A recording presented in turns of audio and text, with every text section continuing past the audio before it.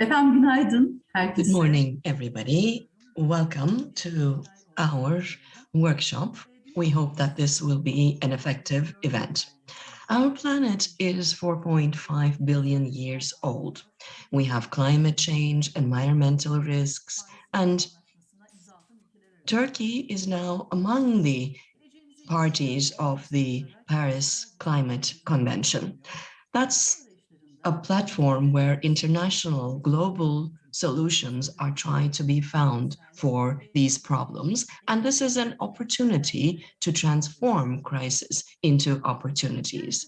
We have a future where we can have a sustainable and green economy. We would like to welcome you to our event. And last year, we had begun by saying these in the opening event we had for our project. The project has been continuing to work diligently since its opening last year, and we will now be together in our workshop for clean energy and envisioning for clean technology. Best for energy, boosting effective and sustainable transformation for energy. What is that actually? That is talking about bringing actors from the innovative ecosystem in order to initiate project through accessing R&D and innovation ideas in the clean energy sector. Of course, this workshop also has its own aims, that is to access a wide variety of clean energy sector actors to be able to initiate and encourage these found solutions. What are other aims that we may have? There are many, and in this workshop, we will be discussing about energy production, clean energy operations, and all these details will be sought through in the project ideas also that we will be talking about. This project is within the scope of the European Commission support to Turkey for within the competitive sectors program of the Ministry of Industry and Technology carried out by the Izmir Development Agency, İSKA, together with ENSIA, the Energy Industrialists and Businessmen Association. And it is within the green growth approach of the agency that aims to develop a structure that will ensure the environment-focused sustainable economic development goals. Once again, we would like to welcome you all to our event. By the way, we have interpretation that is possible in the event, and we will have many speakers. We will have Q&As, so please do write to us.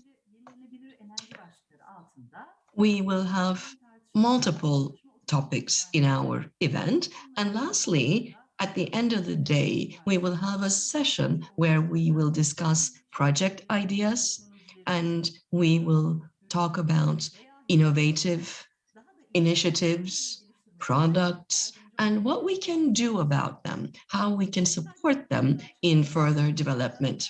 So for the opening speech, first, we would like to give the floor to Dr. Mehmet Yavuz, the Secretary General of the Izmir Development Agency. Thank you very much. Distinguished participants, welcome.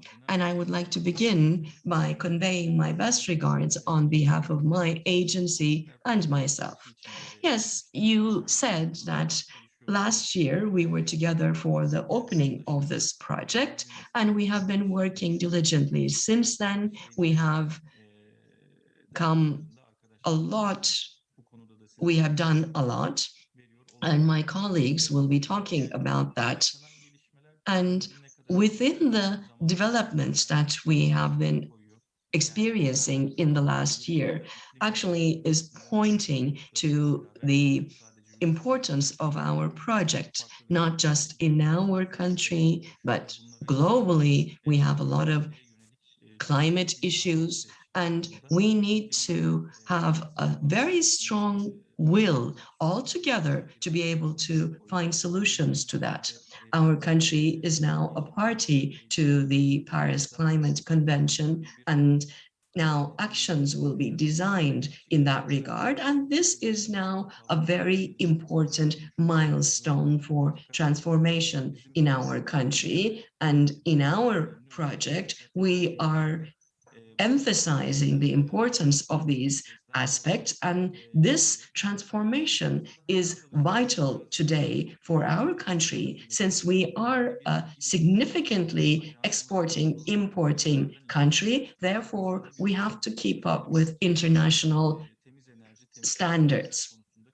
Clean energy, clean technologies are topics that we have been working on for some time, but with this project, we have we have improved those actions, and we are now a leader in these topics as an actor.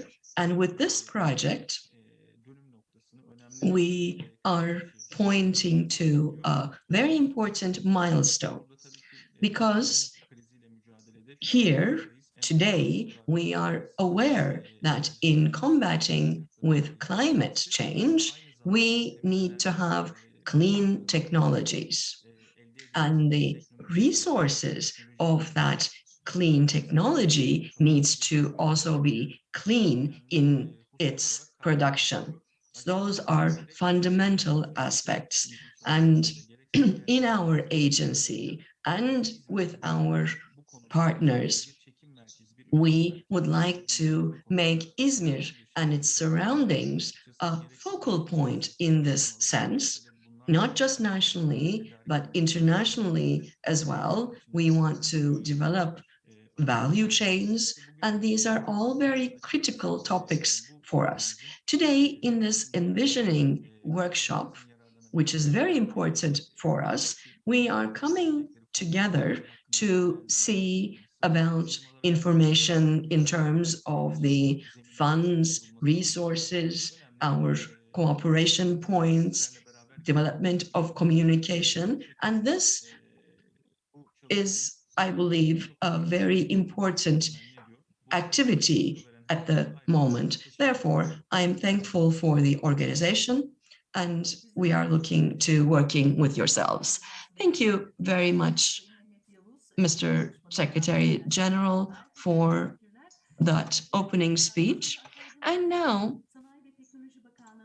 as we said, this project is among the competitive sectors program of the EUD, which is being implemented by the Ministry of Industry and Technology. And now we would like to give the floor to Mr. Tolga Sheflek, who is the project manager from the ministry. Thank you very much. Welcome, everybody. As we all know, the globe today, we are trying to respond to limitless needs with limited resources. Humanity has always strived to do this, but in the 21st century, energy is a main topic in that regard. And when we think about the resources that we have been using in that regard until now, we see that we need to change that.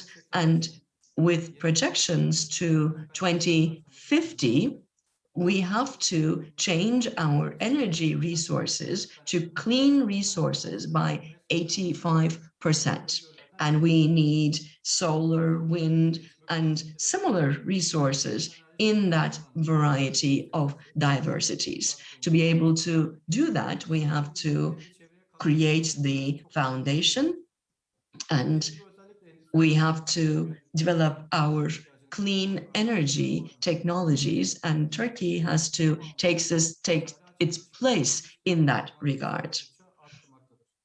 Bu sebeple yenilenebilir enerji, özellikle gelişmekte olan Renewable şehirlerde energy, kullanımı ve as we sanayileşmesinin know, sürdürülebilir actually altyapıya ihtiyaç decreases duyuyor. in Ayrıca yasal international ve teknik bağımsızlık dependency for nedeniyle developing ülkenin countries. sosyal ve And that is a ekonomik very büyüme, important topic bu for kapsamda Turkey gelişmiş as kamu well. yatırımlarla In that birlikte regard, TİH we tarafından are ülkelerin investing in these elektriğinin sectors, and %68 TİH 98,9 is doing a lot, gigawatt megawata, toplam elektrik üretim santrali sayısı ise and 21.1 our civarında. energy production Bu kapasitenin is 31.445 megawattı changing, hidroelektrik, 10.014 megawattını rüzgar enerjisi, and 7.435 megawattını güneş we enerjisi, are dünyanın now 650 making megawattlık use termosantral of santralde renewable bulunmaktadır. energies Türkiye and santrallerin solar %30'unu energy, bağımsız wind kaynaklardan energy, 712 megawatt olarak tespit etmek biomass ve energy bunların resources. kurulu gücünün yaklaşık And %32'sini, in that, %10.8'ini güneş, 32% of %9'unu güneş our enerjisi, installed %1'ini energy capacity, we are using these resources. Verilerden de görüleceği üzere rüzgar enerjisi As özelindeki you yatırımlarımızın see, potansiyel as we olarak Türkiye see, ve Marmara we bölgesinde yer as a almakta. country Bu anlamda have kurulu an gücümüz important 1560 potential megawatttan for both solar and 1796 wind megawatta, energy. 899 And megawattını in sağlamakta. that, we are focusing on Türkiye the kısa devre Marmara enerjisi and tam İstanbul Aegean kapasitesine sahip. regions. Tüm bu gelişmelere paralel And olarak with all Türkiye that stratejik development, mevkiinde yararlanarak petrol ve gaz we yatırımları have yapmakta to olduğu benefit enerji from sayesinde bakanlık olarak da hızla the gelişmekte devam renewable etmektedir. resources Bu as kapsamda best as we ülkemizin can, and enerji our santralleri ministry projelerine, is working to enerji santralleri increase that projesinin investment. esas endüstri bölgelerinin kurulması gibi birçok yatırıma We bakanlığımız have tüm ülkemizde multiple yapmaktadır. topics that we are investing Bu in this projelerden biri regard. de ilini One gerçekleştirecek of olduğumuz that rekabetçi sektörler programımız altında finanse edilen Enerji is Üretimi ve Sürdürülebilir this Dönüşüm project Beslenmesi that is Sürdürülebilir also Enerji being Projesi financed projesidir. under the competitive Proje ile rüzgar sectors santralleri, program. güneş, biyokütle With sektörlerinde this faaliyetler gerçekleştirecek. project, there İzmir ve will İzmir'in be uluslararası denetçi multiple organizasyonu actions sertifikalarının for alınması, the erişilmesi Izmir and its surrounding ve area bu in konuda terms of işletmeler clean tarafından energy, clean energy technologies. We will encourage international domestic value chains, and we will do more and beyond on this topic. And as I end my words, I would like to thank all the parties that have made this project possible on behalf of myself and the ministry. Thank you very much. Thank you very much for this very nice opening speech, Mr. Sheflek from the Ministry of Industry and Technology. After Mr. Sheflek, we are going to listen to Mr. Özgür Öcal, a task manager from the EU delegation to Turkey. Good morning, Mr. Öcal. Good morning. Good morning. You have the floor. Thank you very much, Mehmet Bey, Tolga Bey, and I would like to convey my best regards as well to all the participants. Tolga Bey summarized the framework actually that brings us together. And as it has been said, this program is very important for us. Therefore, this ministry is implementing the program on behalf of the Commission together with the delegation in Turkey. And this program has main priorities, which include clean technologies, clean energy, and the encouragement of this aspect. We have macro level targets in the program in different sectors from automotive to textile. And there are multiple projects that are being implemented in those areas. There are projects that are focusing on reducing carbon emissions, creating negative carbon emissions, and some projects, as this one, are focusing on clean energies for clean development.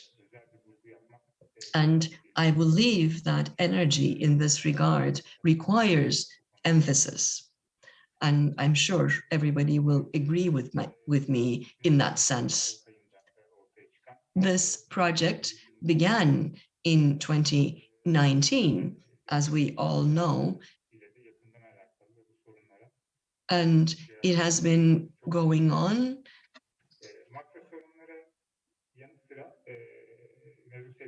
by tackling both local level and macro level objectives.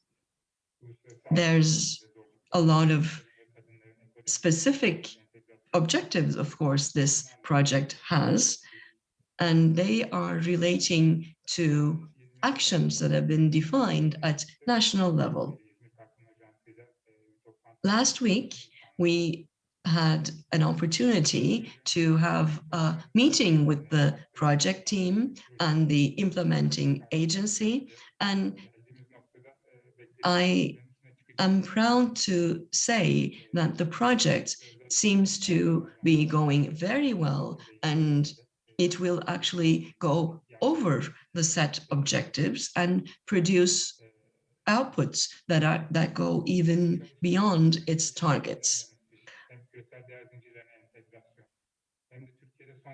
Value chains, exports, awareness are all very important issues that this project will be working on. And I believe there will be a lot of very important input that will be produced here. The project is working with a lot of wonderful experts, and I don't want to take too much of your time. Therefore, I would like to thank you all for all the work that has been done, is being done. And I believe that this event will also be very beneficial, and I'm thankful to all the parties. Thank you very much, Mr. Öcal, for this opening speech. Mr. Öcal was from the EU delegation to Turkey. Now, as Mr. Öcal said, this is a commission program, and now we will hear from the European Commission. Mr. Bernard Parbian is a senior expert, and we would like to give the floor to him. Now, from the organizers, they got a whole list of points that I should motivate and address when talking to you this morning. And the first one was, let's talk about Horizon Europe, what it is, and then why is this important in your context. And you will see in the later sessions today on what sort of this will bring to you in concrete terms. But Horizon Europe is the framework program for research and innovation. Sounds fantastic. In the previous days, it was called the Research and Technical Development Program, and it exists since about 30 years, lasts for initially 4 years, now 7 years duration. What does this mean for you? Well, of course, you can come to us, you can ask for funding. If you're successful, we'll finance your project. But you could also go to TÜBİTAK and get the same. Why should you really take all the way to Brussels and sort of make an effort and then sort of see what is the added value in being active on the European domain? And of course, we all know that climate change is a global endeavor, and pollution doesn't stop at borders. So it makes sense actually to work together and address this jointly. But why coming to us? What are we doing different that you cannot get at home? Well, as a first, I would say we're doing this since a very long time, and actually we're doing it well. We haven't heard much complaints ever, and actually we have had other countries that even ask us, how do you do it and how does it work? Because it's a complete transparent scheme in the way sort of that we propose areas, we invite proposals to be submitted. The evaluation of these proposals is done by independent experts that make a ranking, and then we take the money that is available, start at the top and finance until the money runs out. And then sort of the project implementation is monitored, you get advance payments, you send reports, you get the next payments on. So this is a well-oiled machinery. You again have independent experts that assess you halfway and at the very end. So there is sort of from a procedural point of view, it's all fine. And you could say, okay, we have the Turkish procedures, we have here European procedures. what's the added value. Now, I'm in this exercise since practically I was born, or actually left university, so some 25 years long. And we have done great things. If you sort of the things that I can testify to you is GSM phones were developed on the floor I was working. I was more on fiber optic communication. So the fast internet you have, we developed 20 years ago. So we can make a difference, and we can do industrial research, and we can move things forward. Now, what you are having here in this context is you are working in a collaboration with partners, usually 10, can be even up to 100 in a consortium. What we provide you is a legal context that safeguards you if you're small or big. Sort of there are the same rules for interacting with each other and delivering towards us. We usually pay 100% of your work plus, let's say, 20% overhead. So it actually covers what you do. Of course, you can, or you will do research with your partners that are complementary to you, or try to expand things that you're willing to share, because there's always an IPR question, of course, on how you do this. But practically, you are doing this in a European, practically global context, because Horizon Europe is open to everybody. Now, what makes it easier for you as Turkey is that hopefully in 2 weeks' time, and if I do my job well, Turkey will be associated to Horizon Europe, and that means Turkey is to be treated like an EU member state. So there's no difference between the German participant and the Turkish participant. You have the full rights, and you have access to all of the program, not just elements of it, everything. When come to an element, some sort of what are the parts that are most interesting in the context of today's discussion. So it gives you that outreach, and you are treated equally. If you're unhappy, the conflict resolution procedures, you can call me and we'll sort it out. So from that point of view, it's quite a balanced approach that so far, I would say, at least as I can remember, things have been going extremely well. So this is a success story that sort of also has been copied and looked at globally. Now, what does it do? We have several elements in that program. One is basic research, the thing that will make Nobel Prize winners, hopefully, and every now and then we have some. So that's fine. But I guess for you today, it's more sort of what we call the second pillar that addresses research, but more also technological development. So we'll come to this, the missions, the Green Deal in Europe and so on. The third pillar that is relatively new, we had it before, but not so strong, is access to finance, sort of risk finance, loans, guarantees, which sort of, especially for the industry sector, might be extremely interesting. And then we have a horizontal element, where also Turkish fully is eligible to participate, is what we call sort of the widening aspect, sort of strengthening research capacities, because the program itself, the three pillars, are built on scientific excellence. So the evaluation is three criteria, but the main one is scientific excellence. So only the very best proposals will be financed. While in the fourth criteria, you have a little bit of a leeway and certain amounts of money put aside that allow capacity building in the less strong areas of Europe. And sort of there's a bit of a ring-fenced money, and its sort of success rates are a little bit higher there. So that is also something where sort of you can engage also with your partners in Europe. So you can make a grouping there, and we will have a special call next year with about 160 million euros just for sort of cooperating and linking and technology transfer. So these could be things that should be very much in your interest. But I would really advise you to look at the finance elements. So these new, we're talking about innovation ecosystems that we can finance. We can sort of trigger sort of loans, big loans, guarantee loans, and so on. So working with banks, which sort of could be quite interesting for you. But sort of the main element that we are supposed to discuss today actually is this sort of second pillar that addresses the collaborative research in all domains, and of course for you in sort of energy efficiency, green energy generation, transmission, and these kind of things.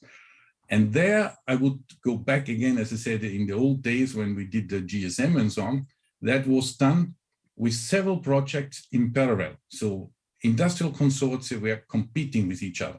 And that might be also the thing for you, that you are developing solutions, other consortia are developing similar solutions.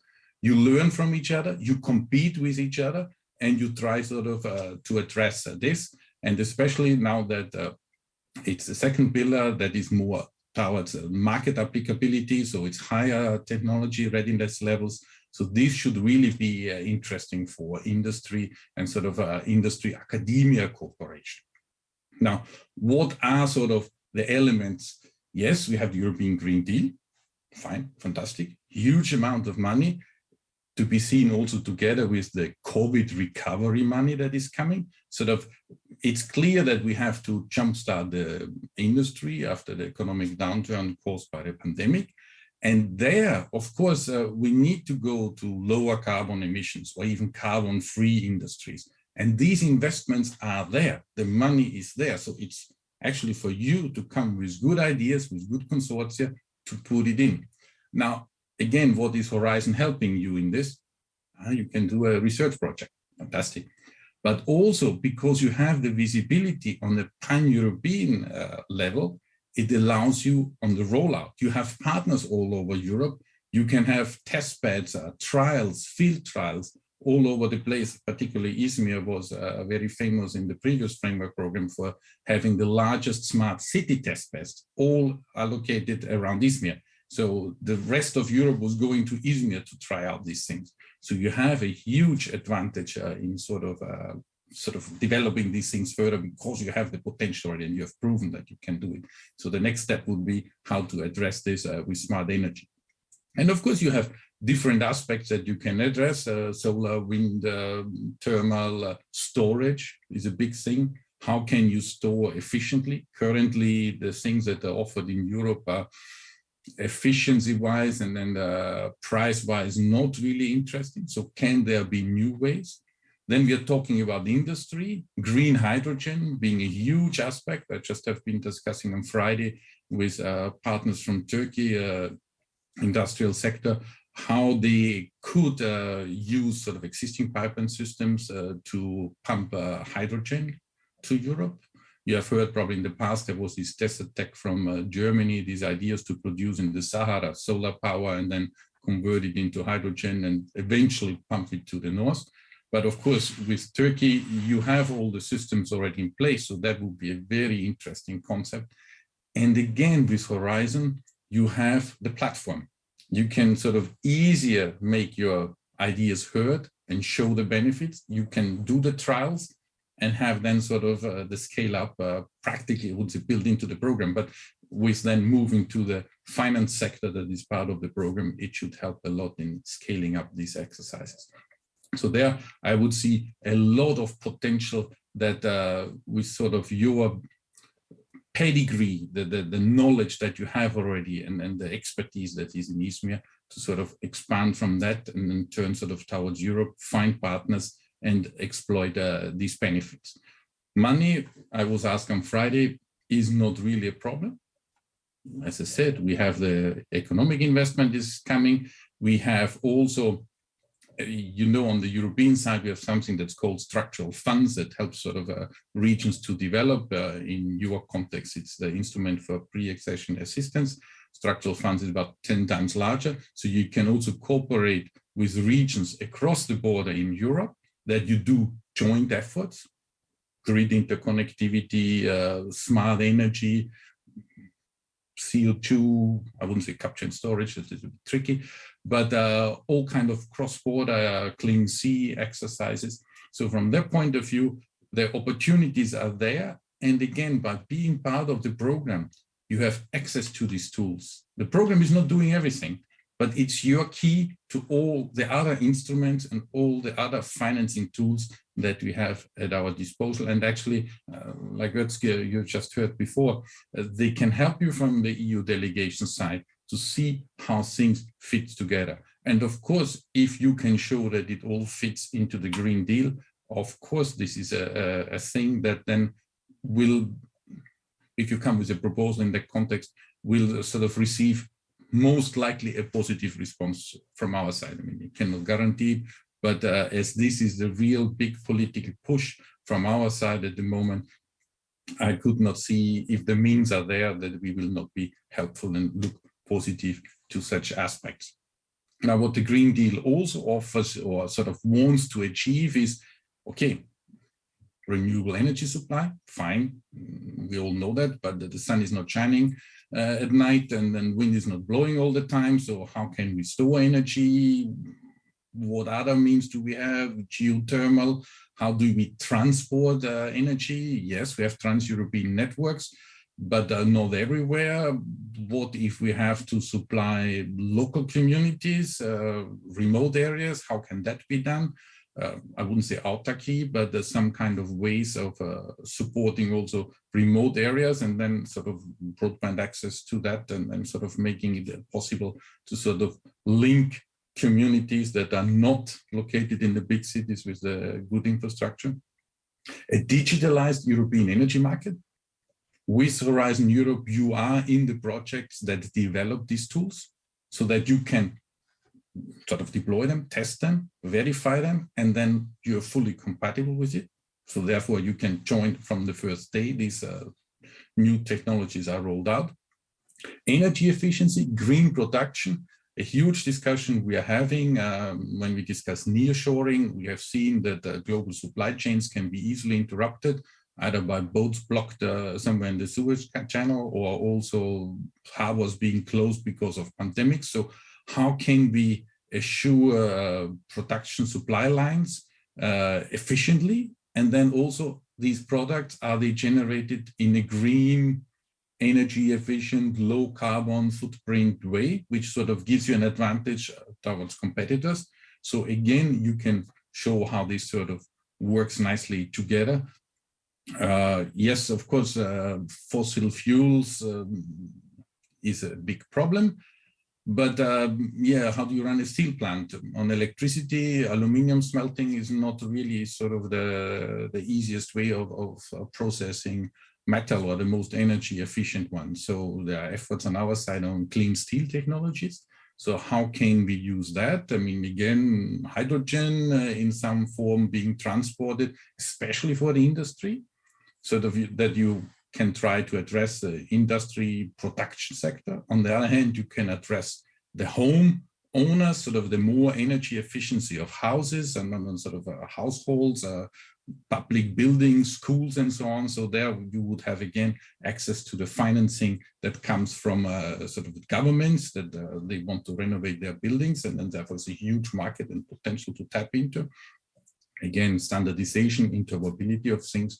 So that should give you plenty of opportunity. Last point that I'm asked to address is missions. Sort of, as I already explained in the beginning, we have this second large element in the Horizon Europe program that addresses all kind of collaborative research. And there we have sort of deviated a little bit from the program, from the plan, that usually research topics are not much described. They're quite open. But for missions, we have set specific targets, like adaptation to climate change, fighting cancer, clean oceans and waters, and climate neutral and smart cities, and then something on soil and food production. And there actually, we want to align behind these objectives a whole range of projects and efforts and financing efforts. So there, you, as I said, like in giving again this GSM development example, you compete with others, but for the same objective. And we are trying to see who can do it best, with what means, and how you can sort of achieve it. So, and I think here you sort of course, you compare apple with pears. It's not the same effort done by different players. It's different efforts, but towards the same objective. And sort of this has reached quite a mature status now, because there are mission boards that develop these missions, and then now sort of early next year, these things will roll out. So I welcome you very much, and you hear later today also to inform yourself about these, how to get access to them. But politically wise, this would be the main, the big juicy part of the cake where I would advise you to go to, and then use the other elements of the framework program. coming to an end, and I'll offer you also a few questions afterwards if you want to pose them, is that actually Turkey, and as I mentioned before, Turkish legal entities can fully, or let's say from 25th of October onwards, will again be fully able to participate in Horizon Europe. So you are there like an Austrian, like a French, like a Belgian, like a Finn. Nobody will make a difference. And you can lead consortia, you can run them, you can design them.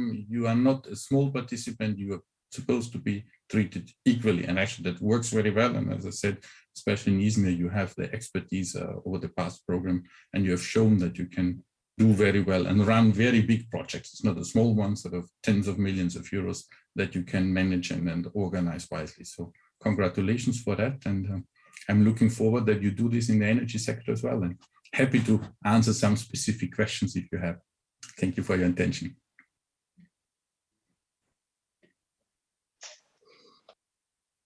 Çok teşekkür ediyoruz.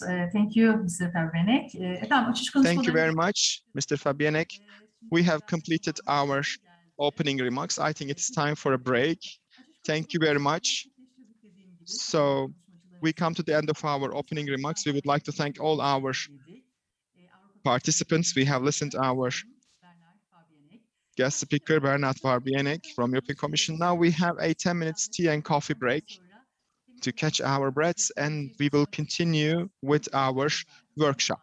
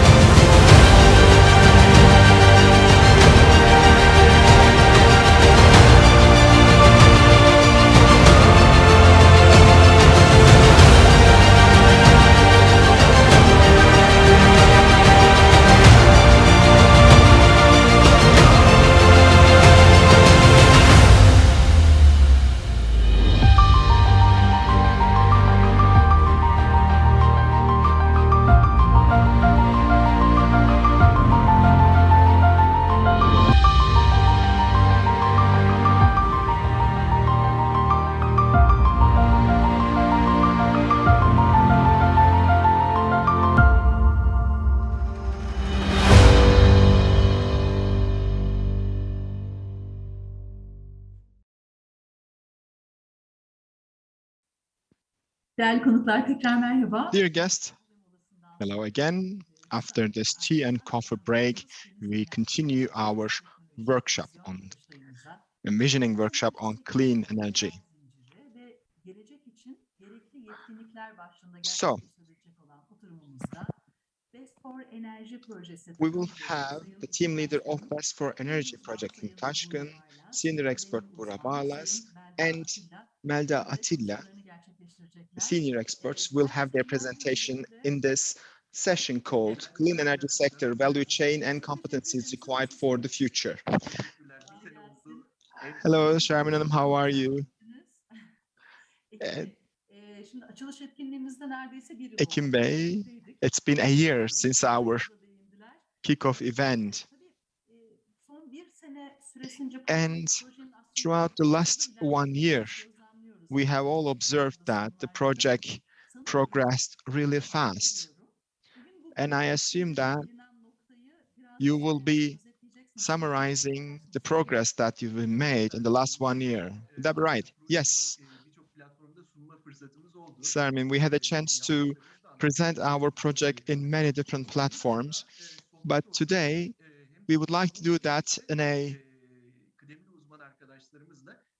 conversation manner with a presentation with our senior experts. We are going to talk about what can we do in future. In order to create interactivity, they can comment or the question and Q&A part under the screen. If they want to ask question, we would be happy to answer. Thank you very much. So I wish you a successful session. Floor is yours. Thank you very much.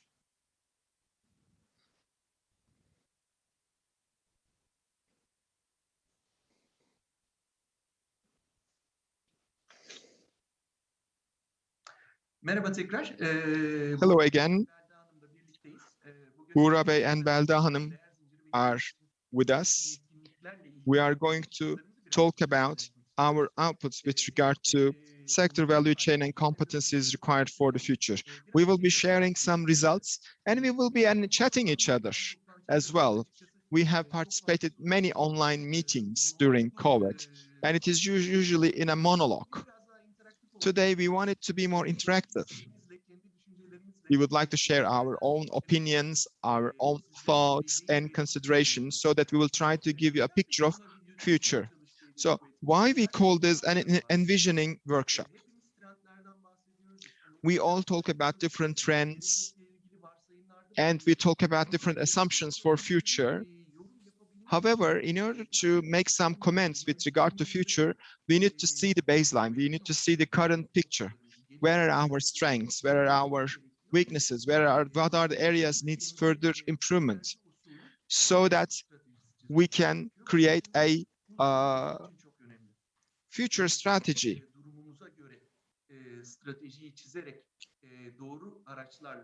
To find the right tools. And if we can create the right picture, we will have more chances for success.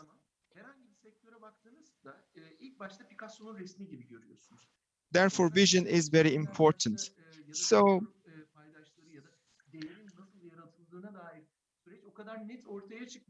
at the beginning, it is not very clear picture with all stakeholders and different players, but if you have the right tools and competencies for a good analysis, just like the similar that, as you know, that there is a reference to this painting, which was the previous painting was of Picasso, we know that it is actually a reference to that one. So you can all understand references. So in today's session, we are going to discuss these 4 questions and their answers. The first question is clean energy is a profession of future? Of course, everybody is talking about clean energy. We're all talking about the climate crisis and the COVID. So I'm wondering whether clean energy is really the profession or the business of the future. So how we can create values? Are we effective and efficient? And are we ready for future? So these are the 4 main questions. Do we have enough competencies in Izmir? So while we answer to those questions, we will look at the pillars, important pillars: academic infrastructure, public, private sector, and clusterings. In our discussions, we will be referring to our 3 activities and their results. We have talked to more than 150 companies in value chain. In clean heat, we have talked to 125, and in clean matrix, 150 companies. We had competency matrix activities with 115, and we will be sharing the analysis of these 3 studies. So let's start with the first question. Whether clean energy is a business for future. What do you think, Merda Hanım? What do you say? Clean energy is having a lot of opportunities for future, and it actually, the seeds have been planted 10 years ago maybe, and it is the business of today. So during your interviews with the company in the value chain, Buğra Bey has conducted those interviews, and we have seen some very striking findings. The first one is those companies, 67% of them are exporters. 90% of them managed to increase their income in the last 2 years, and 83% are able to increase their profitability in the last 2 years. And in a very challenging time, they got a very claiming success. So what did you feel while talking these issues with the companies? During our interviews with the company, first, I want to thank them for being so transparent with us, sharing their thoughts, and they gave us all the data.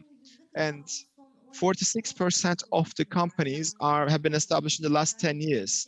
So you can understand how new and innovative they are.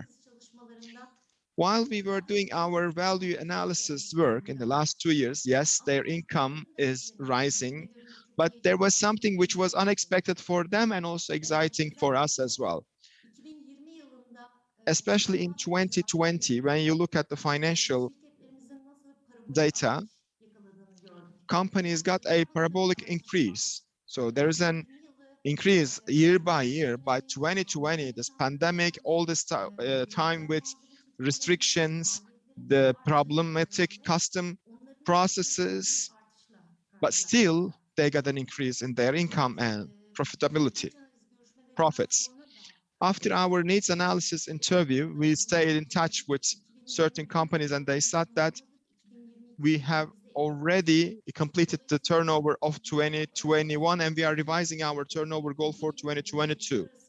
That shows that the sector is developing really fast in Turkey and in international markets. It's a very important increase, especially when the economy is shrinking during COVID. It's a serious increase. When we look at the export, so when we think about the companies that we're talking, are they exporting in clean energy? Many of the companies are exporting. More than 50% of the companies that we've told are exporting. In order to have a more clarified image, we compare it with some similar sectors. In automotive or defense industry, the total export was decreasing in 2020, but our sample group's export has increased by 14%. And also total turnover. And also the GDP have increased 1.7, but our companies have increased by 11 to 13%. So we can clearly say that a national and also an international level, we can see there is an increasing graph. So these figures are coming from the 50 companies. 41 of them shared their export data. And as we have seen in 2020, we're talking about a $200 million. And the increase level, as you see, they have a very similar. In automotive, it is faster, much faster than automotive and defense industry and aviation industry. Yes. It is also giving us, with all the, when you look at the, there was a lower threshold. Only 41 companies export is $200 million. Only 41 of them. It's an important figure. Peki, çok teşekkürler Belda Hanım. İsterseniz biraz da şeyden bahsedelim. Temiz enerji sektörü So let's talk neler about oluşuyor? how we can create value in clean energy sectors. Because our team worked a lot about the clean energy in the wind, in geothermal, in biomass. So our team really worked how the value is being created and a general framework is being created. Can you tell us more how the value is created? Of course. The value chain structure was one of the main activities of this project. 150 companies were interviewed. And when we look at it, the subsectors have some similar features as well. So which subsectors we work with? Talk at the wind, solar, biothermal, and biomass separately. We've discussed with those companies. As Verda Hanım has said, we would like to thank them for being so transparent because they were really helpful in sharing their data. And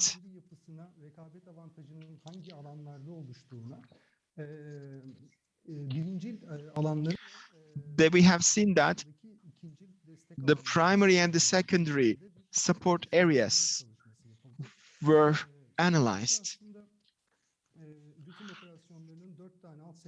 So these production operations are very important for these 4 subsectors. That means the other areas, activity areas with regard to production or the supporting areas,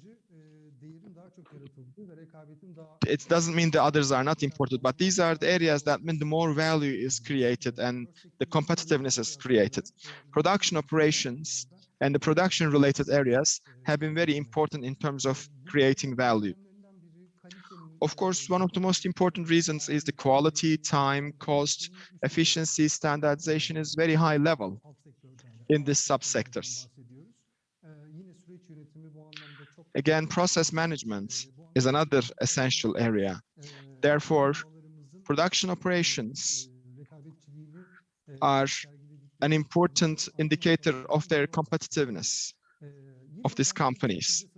Again, similarly, post-sales support is also very strong. We can say that for 4 sectors, we can be proud of their post-sale services, that we can be proud on international standards. And in a sector in which monitoring is and the quality is very important, therefore, the services, the post-sale services are very important. Anahtar teslim, satış sonrası servis veren firmaların da bu anlamda kendilerini farklılaştırdıkları. We see that those companies who are providing turnkey services also differentiated their services, especially for post-sale services in Izmir, Aegean, and in Turkey. Can we say that Turkey is also exporting services to the whole world? Of course, we can say that. And we can also include infrastructure and know-how. And that's a very fast developing area. On the other hand, all subsectors have a different development story. The wind starts with the production. Solar starts from the big investment to smaller investment, even to the household level. They have a strategic transformation. Wind is in the offshore to smaller wind turbines. Geothermal is now the innovative reservoir management is now becoming a more important option, and biomass is also quite complicated with regard to processes. So each subsector, they have a strategic structure and they create values in different areas. Would you say so? Yes. Even though they have quite a lot of commonalities, there are areas that they are very different. For geothermal, the infrastructure is very important because many institutional companies are managing their business flows with complicated methods. Human resources is very important for geothermal, and the most important reason is the operational and maintenance costs are lower compared to other sectors. The control of chemicals, reservoir management, and for the operational, the plant operation, that human resources becoming a more important factor compared to others, and it can create a competitive advantage. When we come to solar and wind, the technology development part is more essential. It is where they can create competitiveness. When you look at the main conjuncture, these are the areas in which technology is changing the fastest. The technology is changing fast, and the company's adaptation quality and capability is rather high. With regard to their level of technology, we see that how innovative they are, and it can also increase their competitiveness. And of course, we need to mention the supply.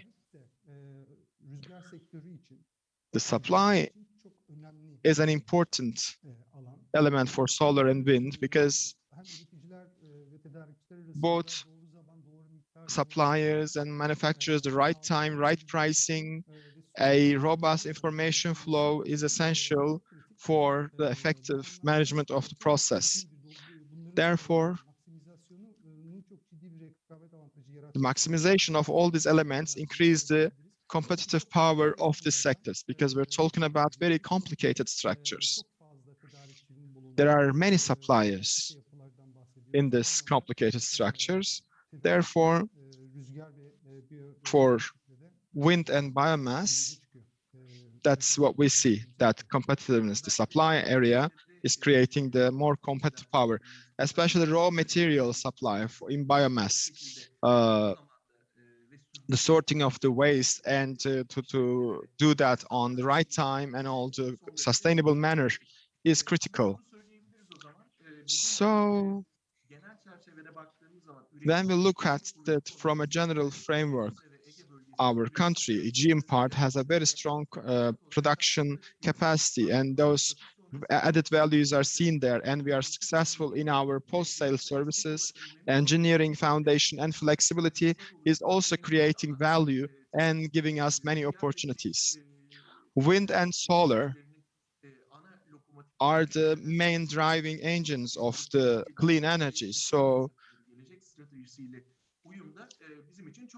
it's very important to have a good infrastructure of the company.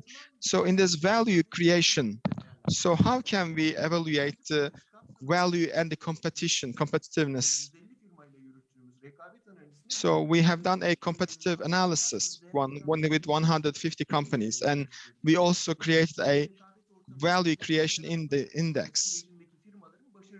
And we have seen that those competitive ones are the ones who have successful in their value creation.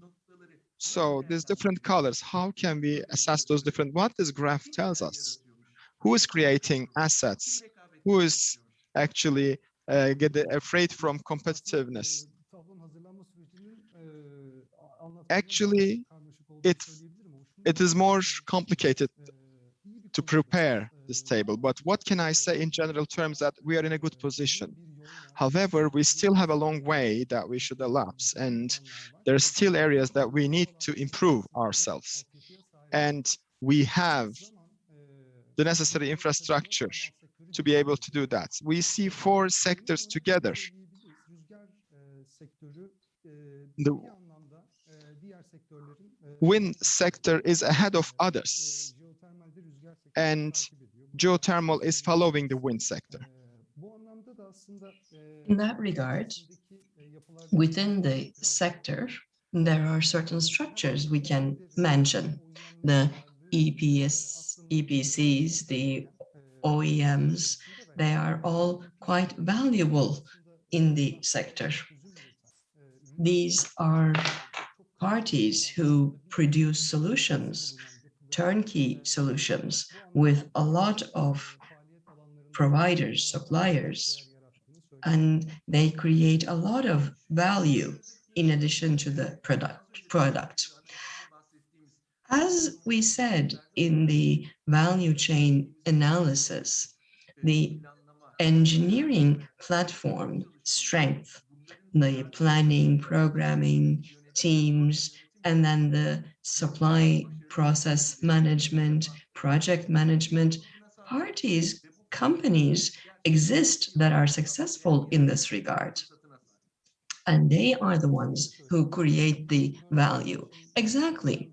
For Izmir, for wind and geothermal, there's a lot of potential. There are already companies and the sector is already there. And they also feed structures that feed themselves. Looking at the group, the service sector looks to be prominent, and it is quite positive, their development, and the export side, know-how production side, innovation side. When we look at it, they seem to be more prominent than the other company groups. Thank you, Bura. Of course, we never forget solar, because there's a lot of value that is created there, and biomass as well. But looking at the number of actors in regard to the competition, of course, they would probably need another strategy and an approach.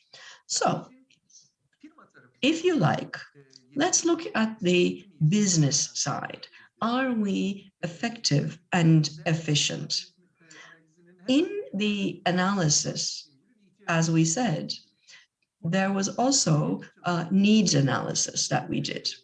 And we worked with the businesses, companies, and we identified certain topics that may have certain gaps. And then under these topics, there will be certain activities, trainings under these topics.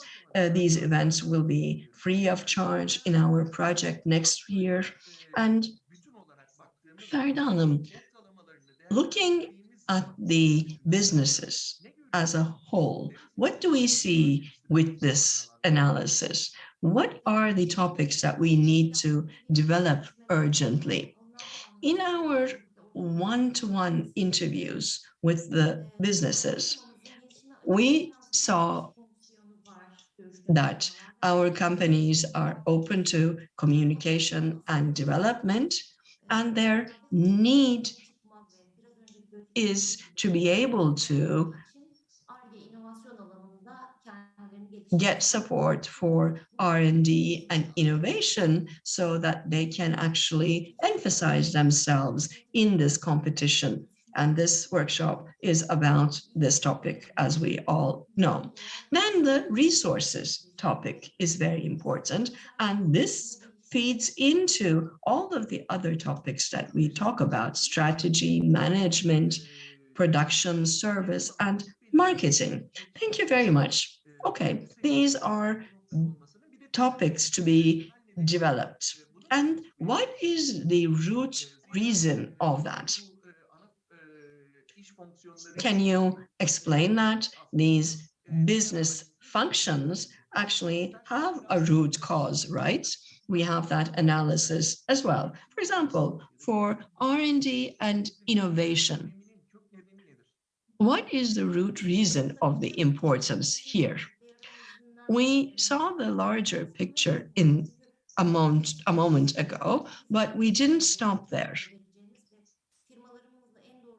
And we wanted to go beyond the responses that we got from the businesses, and we asked why.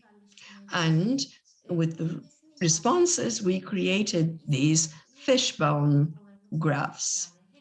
And we all think that businesses are after financial support. Actually, no, that's not it. Businesses for the root cause, they say there is information flow and R&D issues. There are R&D activity issues, and there are some know-how issues, infrastructure issues. Yes, so the qualified human resources is an important need, as I said, as I see. Yes, in all business functions, the root cause includes this topic in the first or second, as the first or second topic. And they, of course, need financial support as well, but human resources seems to be an important topic. What about for marketing? I would like to go back to R&D for a minute. I'm sorry, just to add one thing. Here, the businesses also need support, access to international resources. How do they work under those international partnerships? How can they access those platforms? And in implementing international projects, they need related human resources or human resources development in the company. They want R&D teams in businesses so that awareness can be created among themselves from senior to low-level structures of the business. One thing, one example, R&D sounds like it's a process that only belongs to manufacturing businesses. For example, in solar and wind, there are businesses that are very successful and they do R&D, but then the service side thinks that R&D doesn't cover them. But as we saw a moment ago, services is what creates the sector. And I think this is why we need to think and talk about business ideas today, and that will be an important topic. So we have 2 more minutes left, and let's talk about marketing. Marketing root causes is now pointing to digital marketing, how to develop their business internationally, how to set up companies internationally. So, are we ready for the future? Thank you very much for the input. And of course, let's now maybe prolong our session slightly and talk about, are we ready for the future? What did we do? We did some competency matrices for 4 sectors. We looked at the production processes under 11 topics, and for wind, we have 189 basic competency topics, for example, and we worked with businesses to create these matrices, and this is an online survey, and it's still open, therefore parties can go and fill this in still, but the results that we have at the moment seems that we do have some very strong basic topics. Aynı şekilde yanıtlara göre %49 oranında And firmalarımız 49% of the businesses, for example, have design competency. Therefore, we do have quite good levels in quality systems, for environmental management systems. Our businesses are using these competencies, and these are the good sides. And on the service side and the project planning is quite full. For wind, as we said, in the 189 basic competencies, they can do all of them actually. In production, there are some maybe gaps, but the others do exist. They just need to be developed. And according to the responses, we created a list. And in the coming days, we will do our reporting in this regard. Thank you very much. This is very important for us. It allows us to see the gaps in the value chain, and that it will allow us to create a strategic roadmap. Another thing, as the region, as the country, we will be able to display our strength.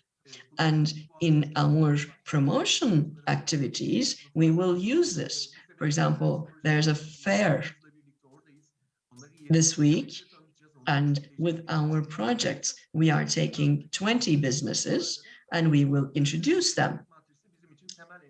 Therefore, these competency matrices will be very useful for us there. Yes, the matrix will be visual as well. It will be displayed visually.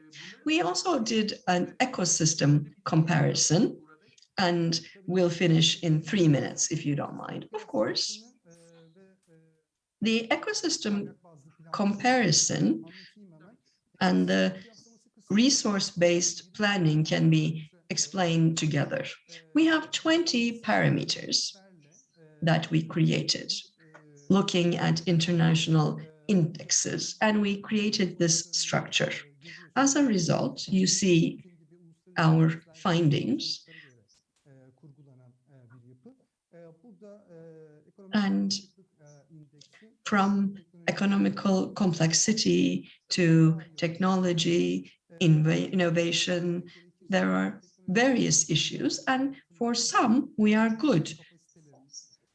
And our university numbers, markets are still good parameters.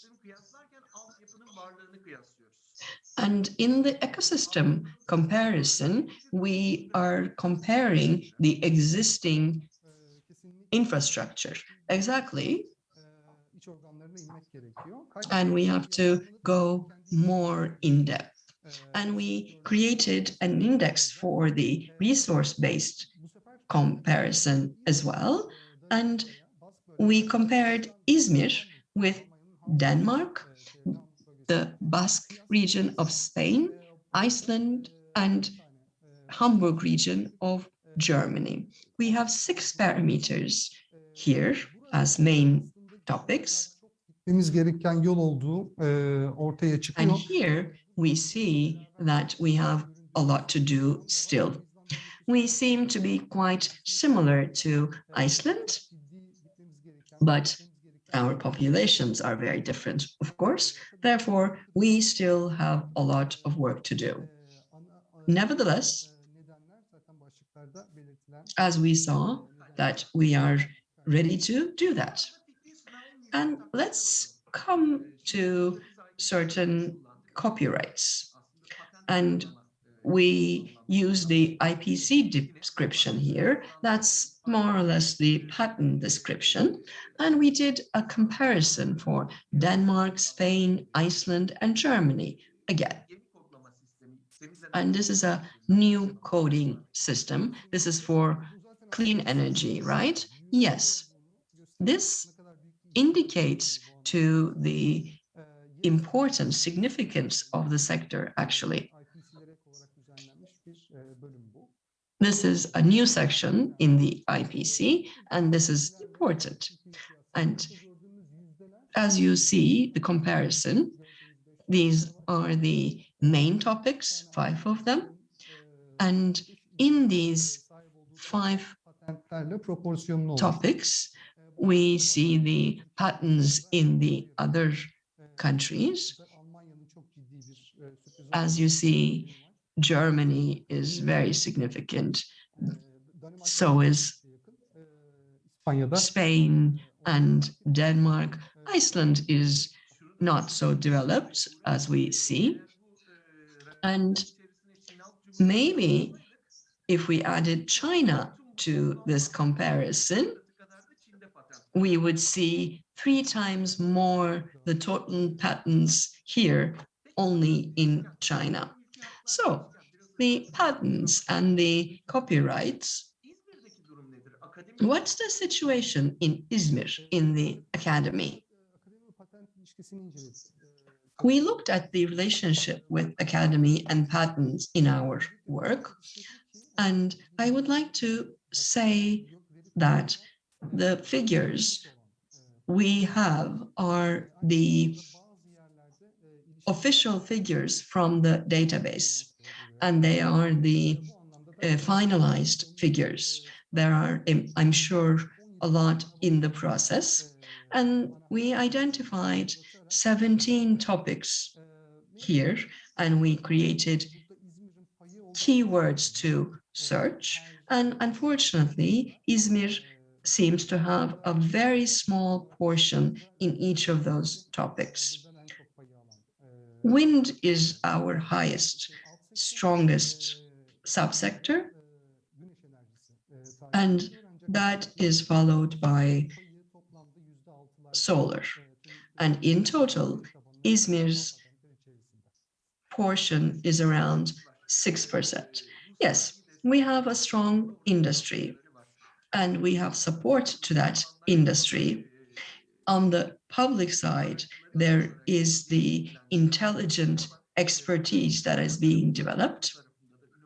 And on the business and academy side, there are still developments. And with all that, we can actually devise now a roadmap for Izmir itself. And we will be sharing that with you as we go along. So thank you very much, Buğra, Belda. This has been a very nice discussion. Thank you very much. Thank you, everyone. The team leader of our Best for Energy project, Mr. Ekin Taşkın, Mr. Buğra Barlas, and Ms. Melda Atilla are senior experts in the project. We listened to very valuable inputs from them. As we talked about the project in the beginning and the importance of clean energy technologies here, başlıkta proje fikirlerinin tartışılmasına da değinmiştik. Decarbonization and the need to have project ideas here. And in that, we will continue with an important topic here.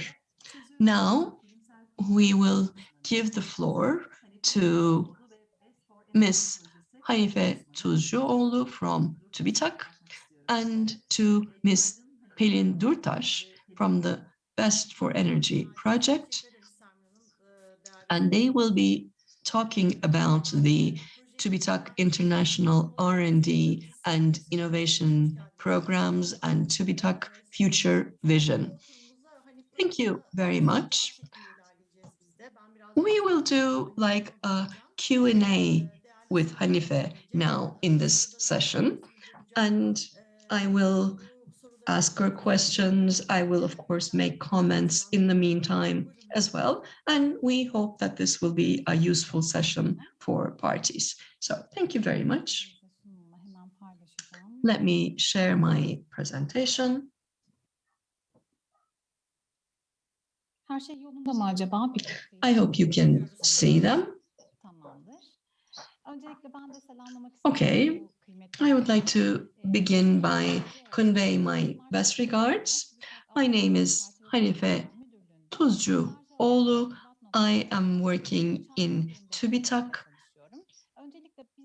and thank you very much for giving us this opportunity to begin with. And we are also keen on this roadmap that Ekin Bey was talking about, and I think that will be a very important output. In this presentation, as my colleague mentioned, we will talk about Horizon Europe program and the TÜBİTAK vision. What are the commonalities? And we will talk about the energy sector. First of all, let's discuss what is the framework program of European Union.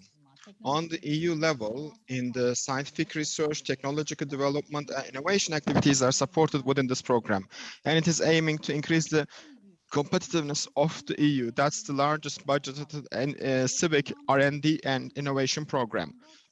The first of them started in 1984, and our country joined with the sixth framework program as an associated country. And so far, we have reached to this level. In the official records of the EU, the associated countries, so they have a chance to apply the Horizon Europe as well. We are involved with the official procedures, but everything goes well. So those who would like to participate to this calls, there is no barriers. They can go ahead and apply. Within the framework, within this framework programs, you see the contribution, national contribution, and the funds received. Especially as funding organizations, as we think about the benefit of our country, we want this funds to be a win-win relationship. Turkey has an increasing amount of funding for the benefit of the stakeholders. That can be interpreted very positively for our country. The amount of received funds, the Green Deal proposal haven't been included in this. The official call hasn't been done yet. Therefore, once the Green Deal calls are added to this, the received fund will be even more than this one. So Horizon Europe program, and this is the 9th of EU framework program, and it is covering a term between 2021 to 2027. And the projected budget for this term is 95.5 billion euros. But we don't see the contribution of the associated countries like Turkey in this amount. So with the addition of the associated countries, the aforementioned budget will reach up to 100 billion euros.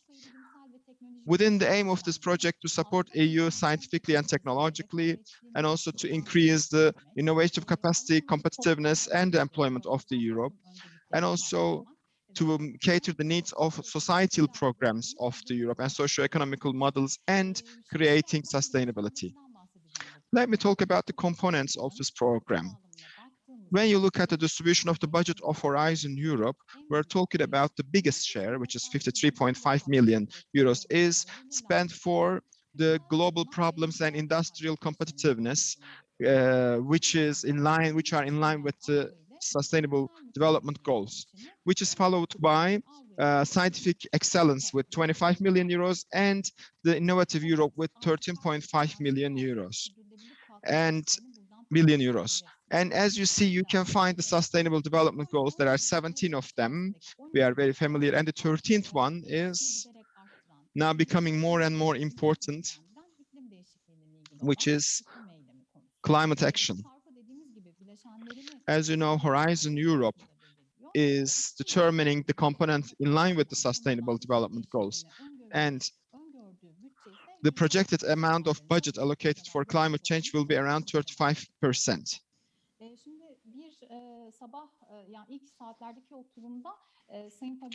In the beginning of our session, there were some missions which have been mentioned by Mr. Fabiana. So European Commission are also creating some missions in different areas.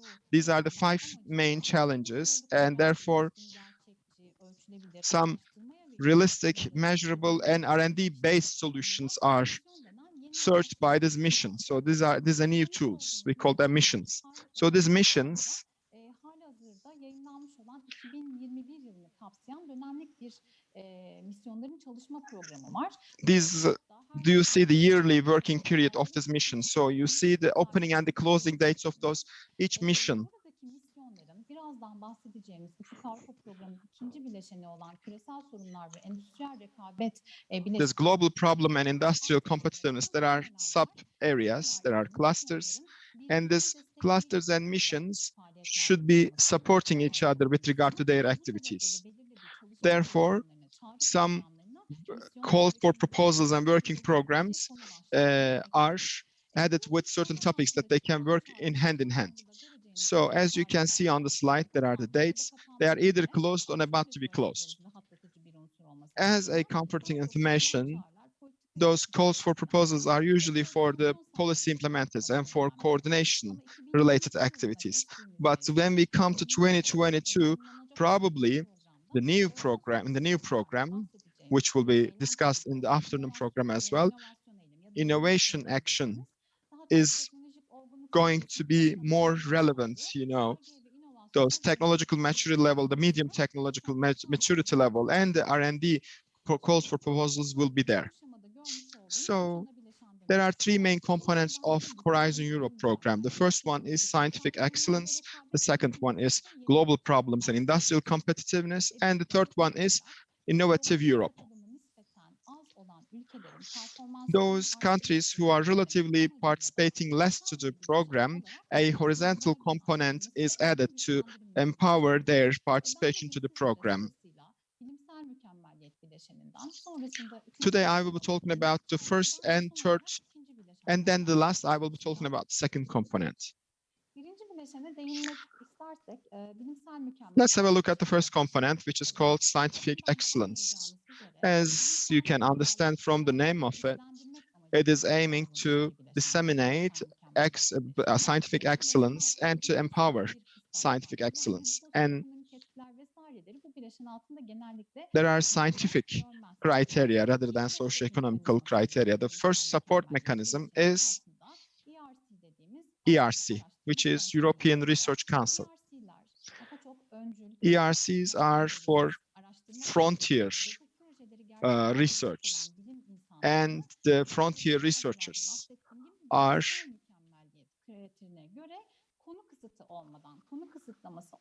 involved, and they are funded with no limitation in the topics. So what are these frontier research? For instance, in national programs, these hard to fund programs, big budgeted programs, or the high risks, but still acceptable, high risk and high income or high benefit frontier academic research are supported by ERC.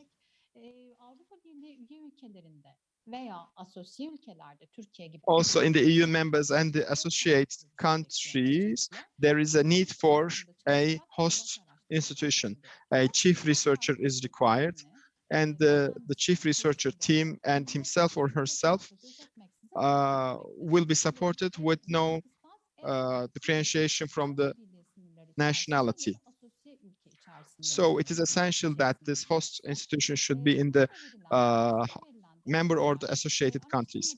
Those ERC support will be varying according to years of experience of that researcher after PhD. Everyone, this equivalent expertise is evaluated on an equal footing. In Horizon Europe, 16 billion euros is an extensive amount of budget has been allocated for this area. Let me give you some more maybe interesting news. Uğur Şahin is actually supported by ERC. As far as I know, there are 7 studies which has been supported by ERC, then awarded with Nobel Prize. The second support is Marie Skłodowska-Curie supports. We call them MSCR in short. So probably those who have been involved that would know it. There are some minor changes. This is for providing more education and circulation to researchers so they have better competencies and knowledge. So that can be additional salary and salary incentive, circulation support, family support, or some educational or networking costs can be covered by this budget. So within MSGA, there are five different supports, but since we do not have enough time, I cannot list you all, but some examples. Postdoc fellowship is one of them. Maybe for our participants here, staff exchange support is an important support. Those who know Horizon Europe will know it as RISE. So in the new program, again, it is possible to have staff exchange in different sectors and different disciplines. Especially one country will be EU and 3 countries, which have, one should be the country who is participating the least to this program. They create a consortium, and this is how the staff exchange is implemented. By the help of this support, the staff of the institutions can circulate, can have exchange programs within Europe or outside Europe so that they can have better research. As far as I know, the staff will continue to receive their salary from their original organization, and for their livelihood and for their research, they get an additional support from the project. There's a third component, which is research infrastructure. This is provided for research community so that they can have better research and be more innovative. They are providing some sources and services. The most important element here is integration. In all fields, it is required to be integrated. So to have interconnected and standardized research infrastructure. 2.4 billion euros have been allocated for this area. When you are applying to calls here, again, there will be at least 3 countries. One should be EU member country, and they should have a consortium. Thank you very much. I would like to refer a question from our viewers. It is possible to share this presentation with our participants, right? Yes, I still want to make sure. About this scientific excellence, I have questions for all these 3 headings. I would like to start with the European Research Council. These are mainly for basic research, is that right? Is this only for the university researchers? Roughly, yes. Roughly, yes. The aim in ERC, as you have mentioned, which will be discussed in the forthcoming sessions, to focus on the areas which there is not enough maturity level. These are R&D based, hard to be funded, either high budget or high risk, or high benefit projects. The frontier academic projects are supported. These are academic research. And if you have been awarded with this support before, you can also apply for a proof of concept if you want to privatize, if you want to commercialize your previous research.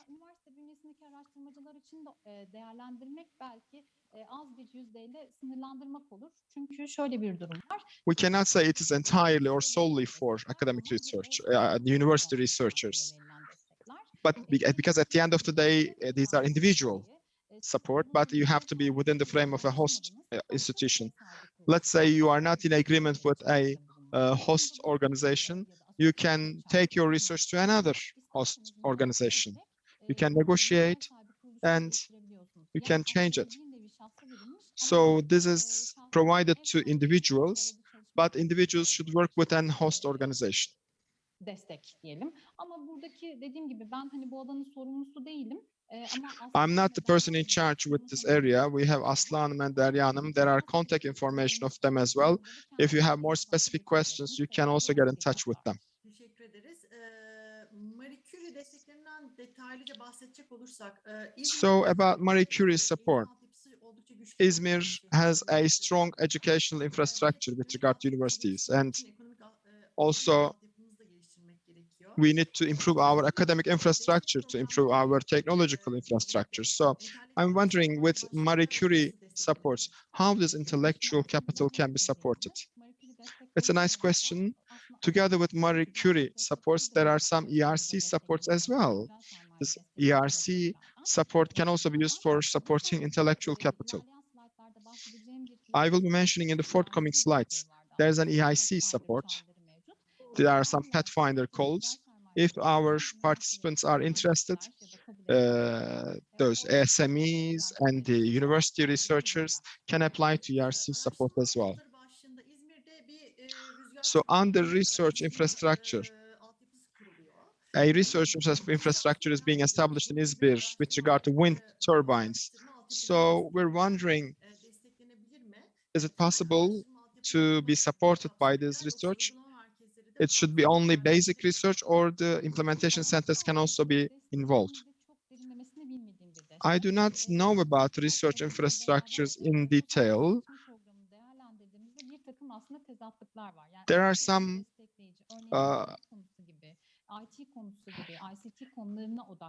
with the new term, they have focused on the ICT and more IT-related areas. But if the infrastructure, if you have mentioned, hasn't been started yet, if it were in this idea level, you had to create a consortium, at least 3 countries. And if you had the consortium, you could have benefit from the structural funds. You could have got a feasibility support. But apparently you are moved ahead with your project. But let's say you have the infrastructure, you have started your activity already, and if you can create a strong consortium with at least 3 countries, let's say you can be supported by researchers, which will help you in technically and in other ways as well. But this year's support is mostly focused on health and ICT, as far as I'm concerned. Maybe more scientific research or energy-related calls can be started as well. We also have Burak, our colleague. There's also contact information of him as well. So for more detailed information, you can get in touch with him as well. Teşekkür ederim. Sağ olun. Buyurun. Thank you very much. Let's talk about the innovative Europe component. That's the third component. This is for encouraging the market triumphs and ecosystems supporting innovation. The first one is European Innovation Council, EIC. The starting point of EIC, again, as far as I know, is to improve innovation performance, because they are noticing that there are some deficiencies. So they want to create markets, and they have seen that they do not have enough groundbreaking innovation. Therefore, they want to have a sufficient level of funding mechanism with a standardized manner. And they see that there are many ecosystems, national and international level, but there is no standard among them. So they created EIC as a dynamic funding mechanism. Our participants who are familiar with Horizon 2020 will know EIC. So separately than to Horizon 2020, there have been some changes. There were now topic guided calls. So Pathfinder Open, the technological maturity level is 1 to 4, and there are multiple projects are supported. But together with EIC, the most important change in Horizon Europe is that now transition programs are more important. In Pathfinder, these R&D projects are now supported during their commercialization. And accelerator program is added. It was a SME tool in the old program. And this started to be implemented in the last 2 years of Horizon 2020. There were some changes as well, and you can see those changes in this slide. Also, within the frame of EIC, an award, a prize, will be given in a competition. EIC's 6-year project will be 9.7 billion euros. You can see the calendar of calls, and this is our contact persons. You can get in touch with them if you have more detailed questions. It is the new version of the SME instrument tool, and SME instrument tool is very well known by Turkish participants. We had a high success level. Why it had to be updated? Can we talk more about that, please? So let's talk about what has changed. Actually, the changes were made in line with the needs of the requests. The experience gathered from Horizon 2020, again, some changes have been made. For instance, there were first phase and second phase. Now, there are short application and full application. There are 2 stages.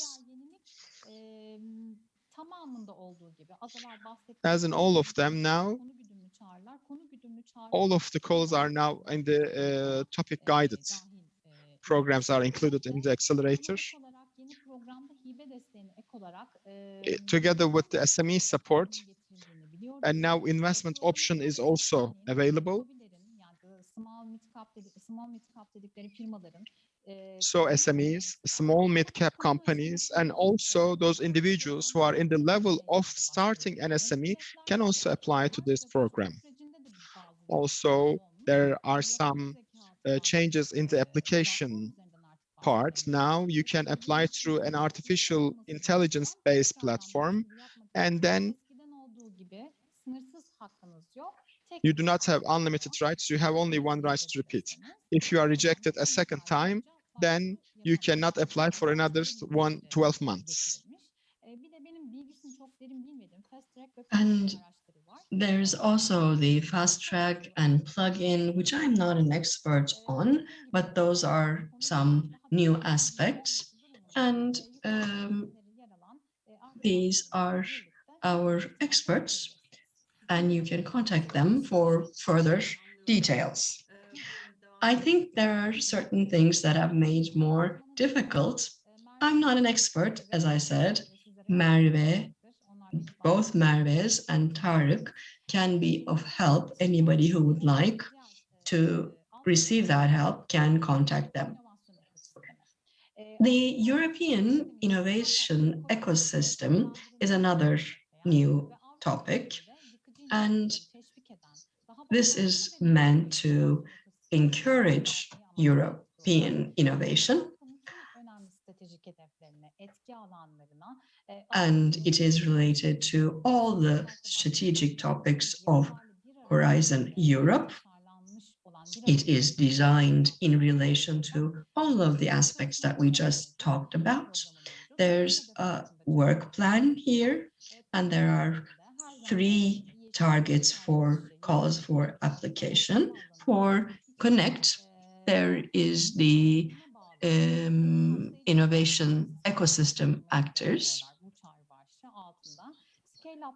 And for the scale up, there is the deep tech economies that are targeted.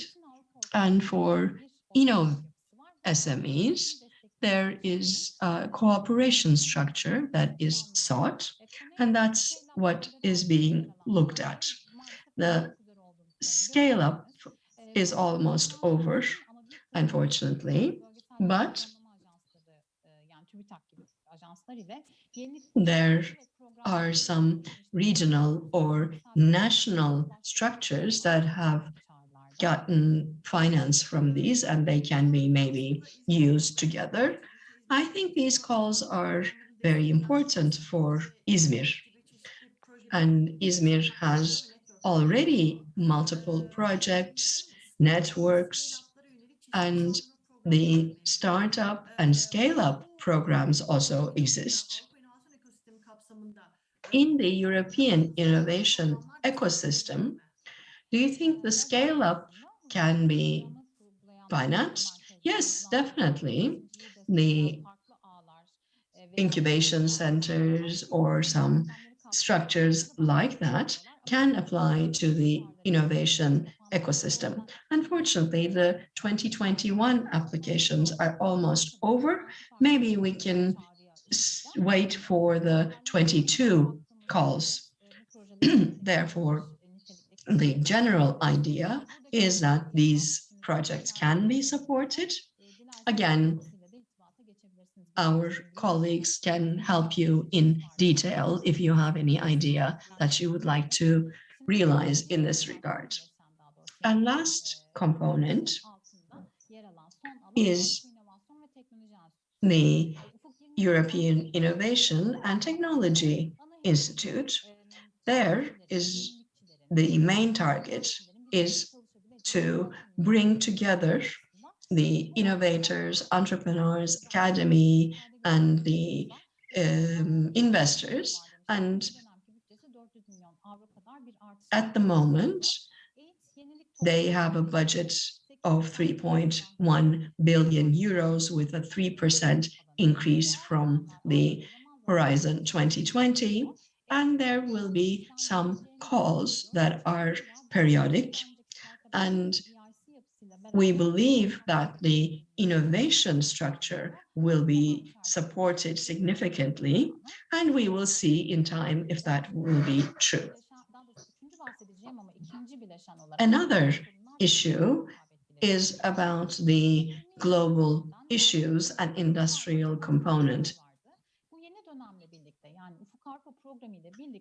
Together with Horizon Europe, there are certain clusters that have been defined. There are 6 of them, and here they correlate to the EU and the UN development goals. In that, the EU is contributing by 53.5 billion euros. And in the cluster 4 and 5, they are the highest components, as you know, and climate is in cluster 5. Cluster 5 is climate, energy, and mobility. And we, as we said, for all of them, see the UN Sustainable Development Goals and the EU policy priorities. And calls are all related to this. And of course, the green and digital transformation is also emphasized. The cluster, each cluster has a working program. It has 6 topics, 6 objectives, destinations under it, and they have either singular or double-leveled calls. And there is the Horizon Europe partnerships, and they are also promoted here. In Horizon Europe, the program structure in general, when it was being designed, it was from general to specific. And you go through certain processes to end up in the clusters. These processes, for example, begin with the legal foundation, the 3 components and the 6 clusters. They are all identified here. Then you have the intervention areas and the EU policy priorities that you relate to, that is identified. Each cluster has their own priorities and intervention areas, and you need to relate to them. Then we come to the strategic points. There are two things that are important here. The working programs and the targets. And they are the destinations, actually.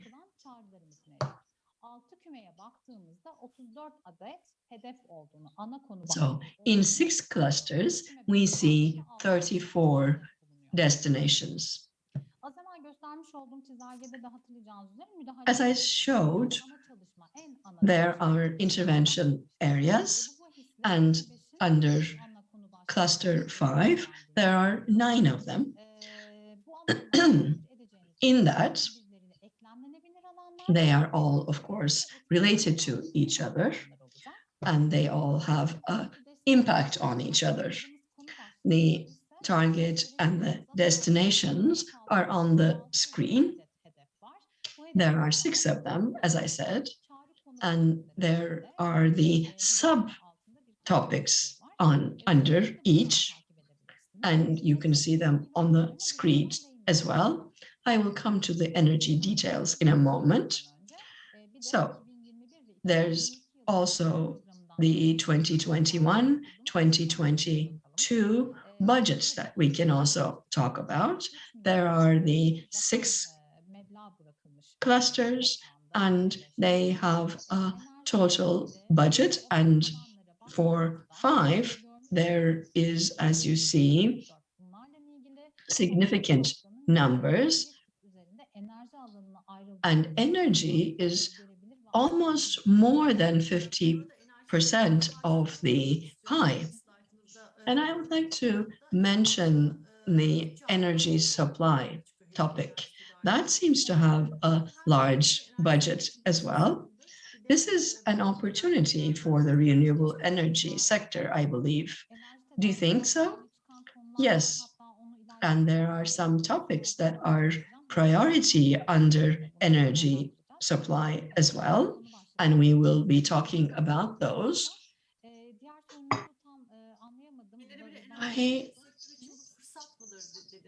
Do you think this is an opportunity for the renewable energy sector? Yes, we will see in time. Renewable energy is actually the largest topic, and we will come to the details in a moment, actually. Now, we are talking about a working program, as we said. And there are some partnerships that we also talked about. And cluster 5 also has this partnership aspect as well. As we said, they are periodical, and they have programs and calls that will be made in 2021, 2022. There is the public-private sector common programming partnership. And here we see that the private sector contribution is very important. Built for people, for example, is a human-centered, sustainable structure environment. Then there is the 2.0, BEPA, ZWET, and CCCAM. Under the working program, we have the calls, and for the calls, there are certain structures that are referred to, as we talked about. Then there are the common funds, and I will mention what they are. And one side is the public investments. bu şekilde bir fonlama ortaklığı geliştirdi. Bu ortaklıklara sadece In those kind of partnerships, altında bu konularla ilgili gördüğünüz ortaklıklara fonlama kuruluşları giriliyor.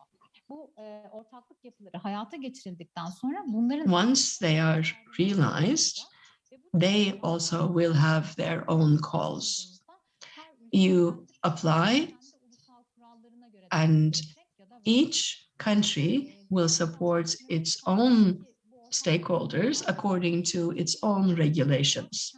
And there is the urbanization issues under DUT and the clean energy transformation under CETP. Maybe these might not relate to you at a general topic because they are public funds, but then those public funds will be used to create calls which would be interesting to you. The institutional partnerships will also have certain topics, and clean hydrogen is one of them, and they have their own subtopics. Hydrogen, as we know, is a fundamental priority for the EU, and the support mechanisms are very strong here. There are targets, and that's why the clean hydrogen is being established. Yapısı. EIT'ten az evvel genel çerçevesinden bahsetmeye çalıştık. EUROGIA is another topic. There are KICs here, and we mentioned the 8 topics here. In EUROGIA, there are 7 critical topics, and we can see them here. We have 2 questions here. We think clean hydrogen is very important as well, and hidrojen teknolojilerinde we will be working with Yaşar University in this regard. And for hydrogen, what kind of priority targets they have? I'm not an expert in that regard. As you know, hydrogen has production processes which are different in each other, and the EU does not accept carbon-based hydrogen production. They're not going to support that. In addition, instead of that, they want renewable energy-based hydrogen production. That's called green hydrogen. And this is the private partnership, and the Commission will give funds to it, and they will have calls under it, which we can't name at the moment. There are still discussions that are ongoing in this regard. So hydrogen will be an important agenda item. Yes, it will be. For the energy, can you detail that a little bit? We met with the team last week. This is for entrepreneurs, right? Yes, generally.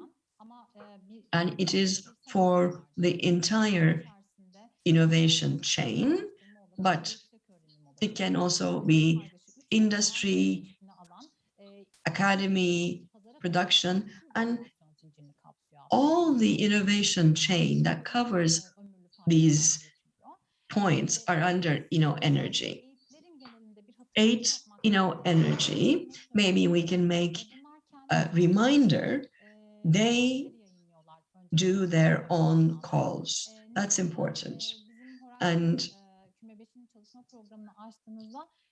when you look at cluster 5 under Horizon, you see that this is a little less budgeted, but still it is, of course, supported by Horizon Europe, and The dates and the periods can be different. Therefore, you have to follow their website separately. And sometimes they don't accept associated countries. And you have to look at that detail as well. 8 secretariats should be followed up. I think contact and communication with them would be, I think, important. And another thing is that for startups and SMEs, they may not be able to access Horizon Europe. These may be too complicated for them. So before that, for experience, they can try in this regard. And there are stakeholders who have done that, we know, and it's a successful process. And I think our colleagues can give you further details. I talked about the missions. There were 5 of them, and 2 of them are cities and climate change. So I know this is long and complicated, and I don't want to confuse you, but how do you access the calls? For example, for 8, the EnoEnergy, clean hydrogen, they have their own call points, and you need to follow those points, those platforms, websites. We do the re-announcements as well, but you should follow them. For the cluster 5, we have to follow the mutual programming. That's enough. And for the CETPs,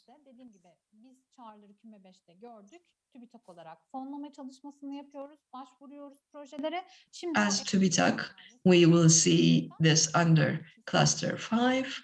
And if that is accepted, then under CETP, there will be separate calls, probably in 2022, and each country will evaluate those according to their national criteria. So, energy, why is the EU supporting EU research and innovation? As you know, the European Union has a climate and energy framework, and there are certain targets that they have identified. There is a long-term strategy for 2050 as well, and they all have energy-related topics. Herkesin amacı iklim nötrlüğe ulaşmak için yenilenebilir enerji kaynaklarının, temiz enerji taşıyıcının pazardaki payının arttırılması gerektiğini. They are looking to increase energy, renewable energy markets shares, and they want to have energy storage solutions that are being developed so that citizens can access clean energy economically. So you have to preserve that as well. For sustainability, you have to increase the efficiency of the entirety of energy value chain. Last but not the least, also the clean hydrogen, carbon capturing usages and storage should also be supported, encouraged. So I have mentioned these 3 different targets with regard to energy.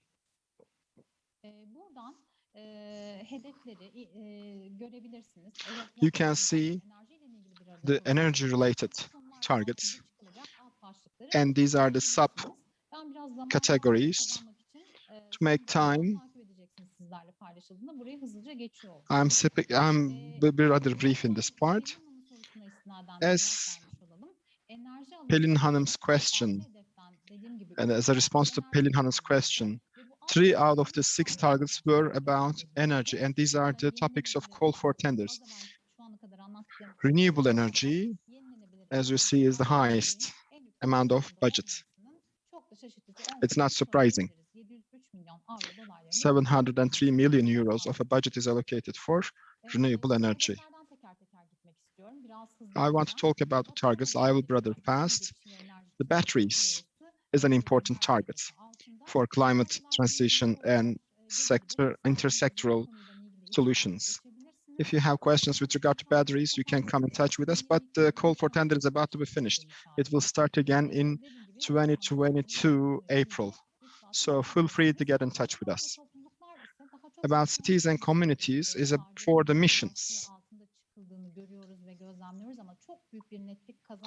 Again, it's not very clear. The call for tenders, the call for proposals have been about to be completed, but there will be another one in 2022 April. But it will be work with missions. Another topic is groundbreaking technology. These are more about R&D based technologies. Again, the applications are ending in deadline is 19th of October. There will be no more call for proposals in 2022. About citizens and participation of the stakeholders is a more social sciences oriented call for proposals, and that was for social sciences, and it is about to be finished. The application process is about to be finished. So renewable energy has the largest part in this budget. The target 3 is sustainable, safe, and competitive energy supply. And the key sector in Izmir can benefit a lot from this. The first one is the global leadership in renewable energy. So to replace fossil-based energy, low-cost and high-efficient renewable energy projects should be developed and to have a higher level of awareness. So underneath that, there are solar, wind, and other forms of renewable energy sources. So what does EU want to do with those? To have more new technologies, to get integration between those, and to reduce the costs is another element. They want to have disruptive technology, and especially offshore wind and wave energy is also getting more and more important. And now the EU thinks that we cannot talk about a new technology when it comes to this offshore and wave technology. But if there's an innovation with regard to transmission, if we think about transferring them to smart grids, then they can be supported as well. The second topic is energy system grids and storage. So it is about creating a determined and flexible and durable electric systems, increasing the efficiency in the storage of electricity and other energy sources. Again, open sea and offshore wind energy can be transmitted with a more cost-efficient and smart technologies. So distribution and production companies are more relevant in this topic. 19th of October, the 2021 call for proposal will be closed, and in 2022, the first chapter calls will be announced, and we will be discussing that in the afternoon session. There were 18. So about this 22 calls, we will be having an exchange of opinions this afternoon. Under target 3, which is something we cannot discuss today, is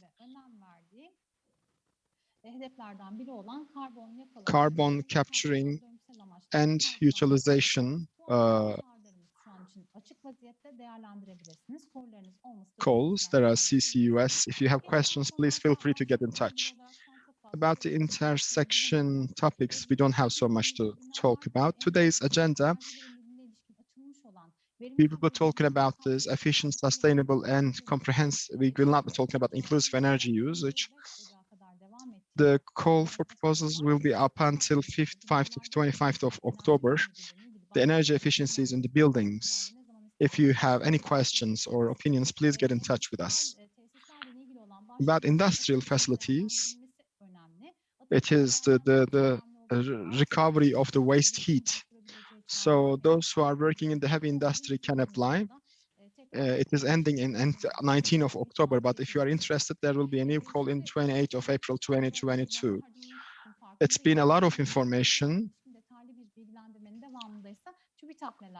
Let's discuss what TÜBİTAK is doing within the frame of Horizon Europe.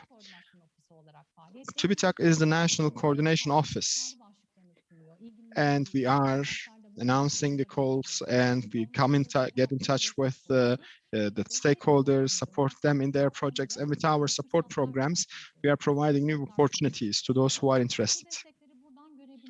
You can see our different forms of support. These are the primary ones. If we go one by one, the most interesting one is the support programs for coordinatorship.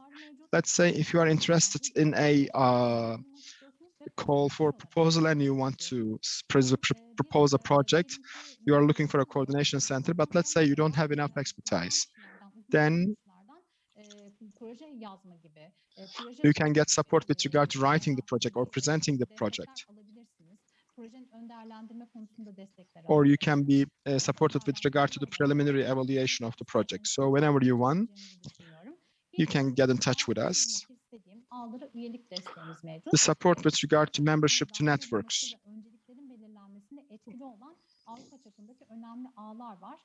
We are encouraging the interested parties to be a member to important networks in Europe. SMEs, non-profit organizations, and universities are benefiting from this support. And we are also bağımsız hakemler tarafından projeler denetleniyor biliyorsunuz. Ama şöyle bir önerimiz var sizlere. Diyelim ki Ufuk Our projects are evaluated by the independent referees, but let's say you want to write projects, so you can also apply for a referee. And if your application is approved, then you can see the projects and project proposals. You'll have a experience, so then you can present your projects much better in future. As we look at the aim where we come together, we discussed what type of services TÜBİTAK is providing one last time. So in the afternoon sessions, we will be focusing on 22 calls, and we will be discussing that how to project proposal, and you also for coordinatorship, you can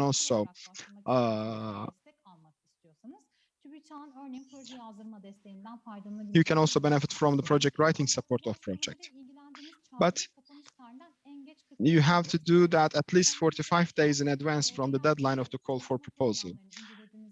When you look at the clustering working program, if you see a call with regard to your activity, and if you think that you can perform some activities, you might say that I don't want to be a coordinator, but I can be a partner, then we can suggest you to expression of interest documents can be shared with us, and we share it with the other organization who are looking for the partners.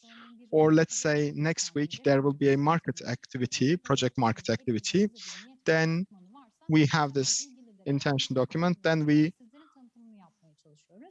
share it with you. Also, being a member to networks, you can also increase your chances to be involved in the consortiums.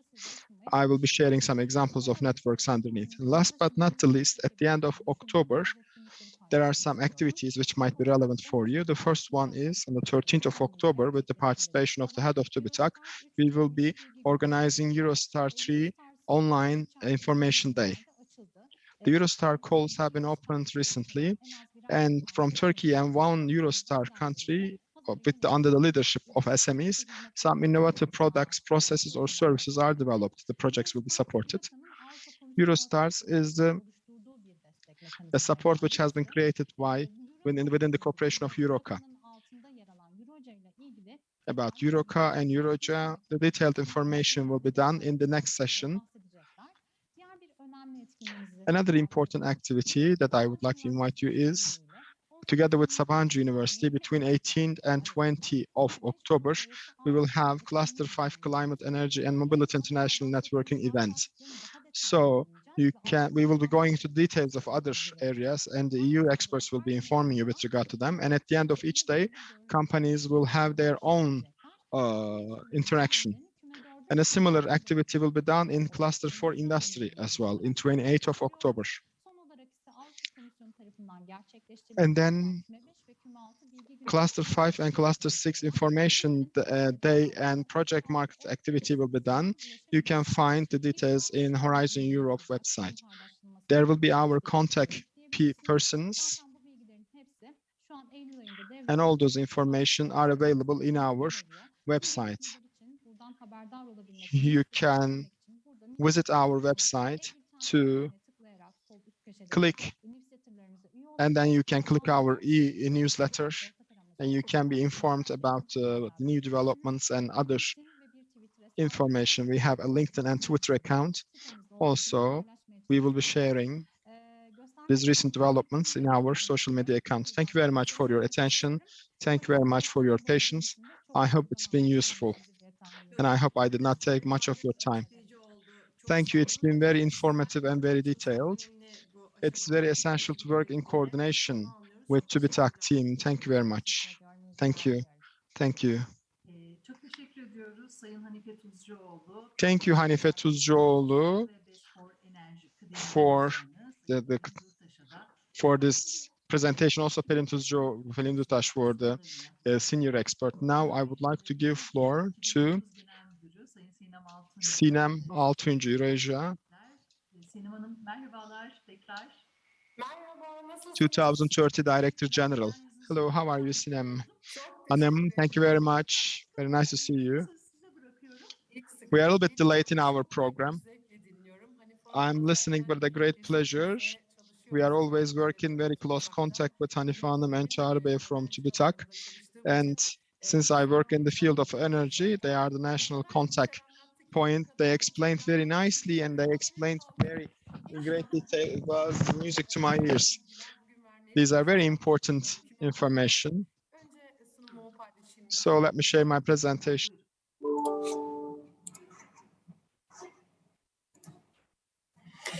Evet, değerli katılımcılar, bugün sizlerle birlikte olduğum için Dear çok participants, I'm very pleased to be with you today in the EUROGIA side and also in the çok high level, çok üst perdeden it's been a very high level and very important information has been shared. But before I start my presentation, I'm so glad to be invited in an event which has been very successful and very, I would like to thank all the organizers. My name is Sinem Altuncu. So I am the Director General of EUROGIA, clustering under EURECA. So before introducing the cluster, I would like to talk about the EURECA. EURECA is established in 1985 with the partnership of European Commission. Çin ve Amerika ile rekabet edebilmesiydi. Bu sebepten EURECA çatısı altında, bu bir üst şemsiye gibi düşünebilirsiniz. EURECA çatısı altında bazı belirlendi. Avrupa Birliği üye ülkeler. So EU member countries, we call them EUROCA member countries, including Turkey. So in 1985, 19 EU countries and the Commission established this structure together. This intergovernmental structure has now 44 partner countries. Association like Canada, Chile, Singapore, South Korea also participated to this network. So what is the aim of EUROCA? Of course, to compete with the United States of America, but how to do that?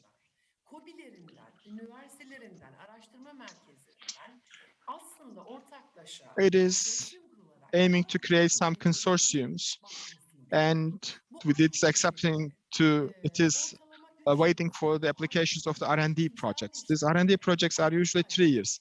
When they are commercialized, they will contribute economically and socially to the Europe.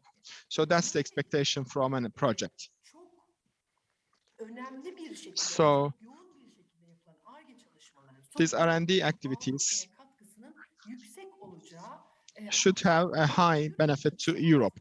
So under EUROGIA, there are EUROGIA network projects, there are Eurostars, EUROGIA clusters, which I'm involved, and global stars. So there are 4 different support mechanisms.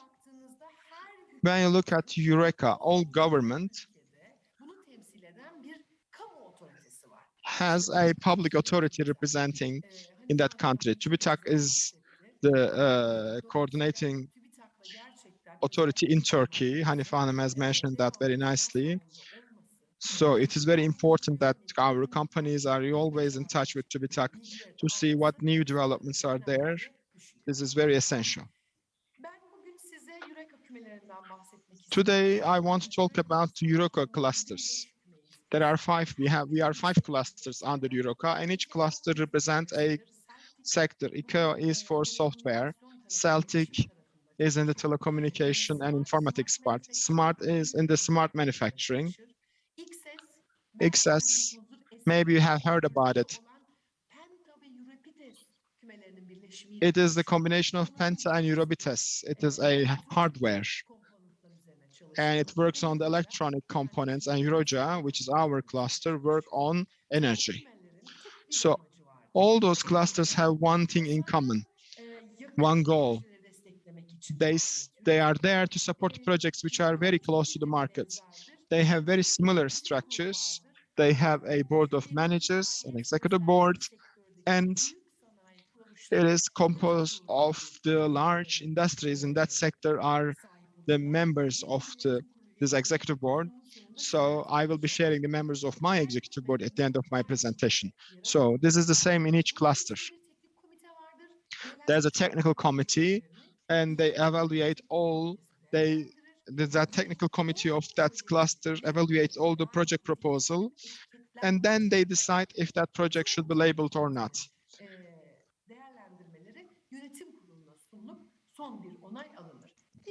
Then the assessment of this technical committee is finally approved by the executive board. Each cluster has a general director or a president.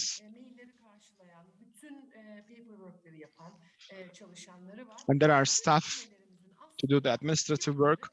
And all clusters have very similar structure with each other. Today, in order to implement technologies which will be helpful to Europe, these clusters are very important because each cluster has different sectors, therefore each of them are very important. Of course, the implementation of new technologies are creating a plus to these sectors. So, how these clusters perform this task? Of course, we have different activity areas. One of us is working on the software, the other is energy and informatics, but we come together every 2 weeks. All heads of clusters come together every 2 weeks. We talk to each other, and we also open up some common joint calls for new technologies. TÜBİTAK always support us. I would like to thank the president of TÜBİTAK in 2020 and 2021 in the artificial intelligence joint call. Together with TÜBİTAK, we have implemented many live broadcasting, and TÜBİTAK supported us a lot to announce those new calls. And now we are providing a new joint call, maybe not this year, but at the beginning of next year, it will start and it will be closed on May about sustainability.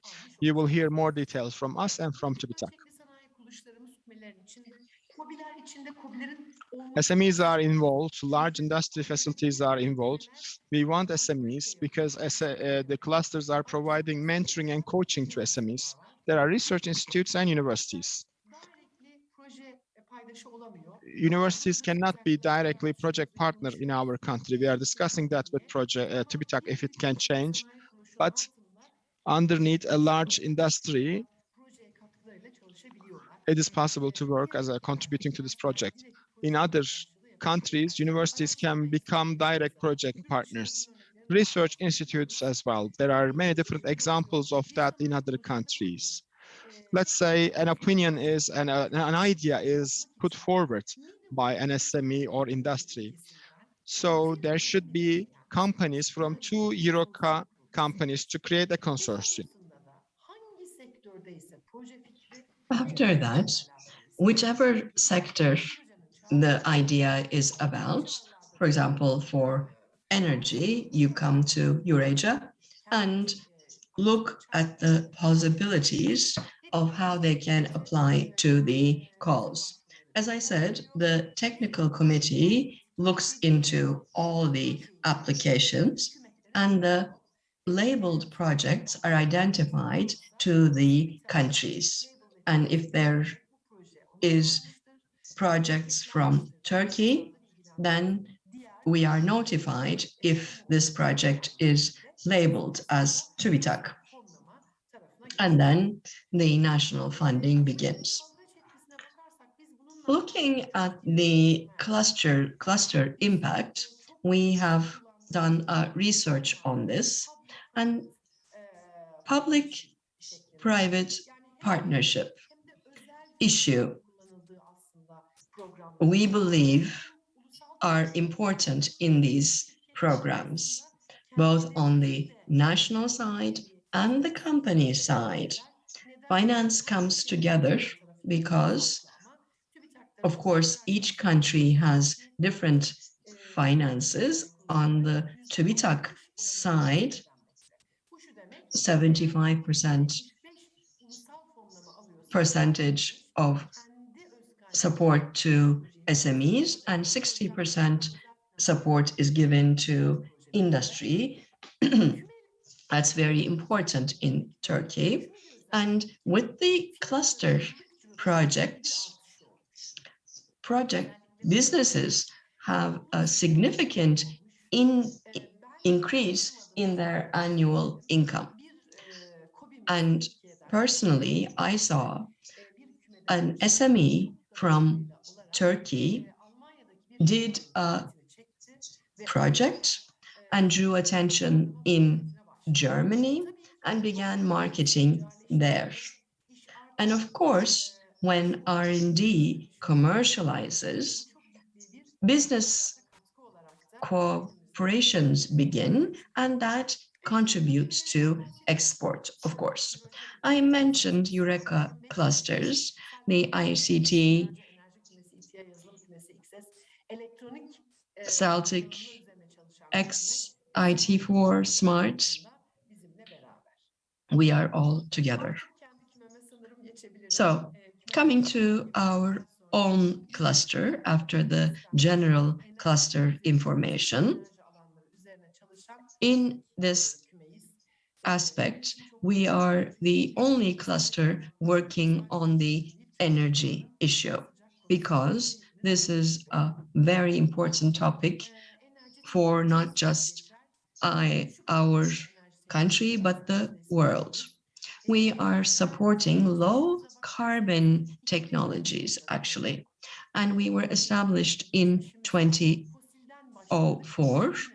We have 17 years of experience. We began with fossil, we did panels, we did energy storage, we did a lot of work, and today we have a roadmap in front of us with that experience targeting to 2030.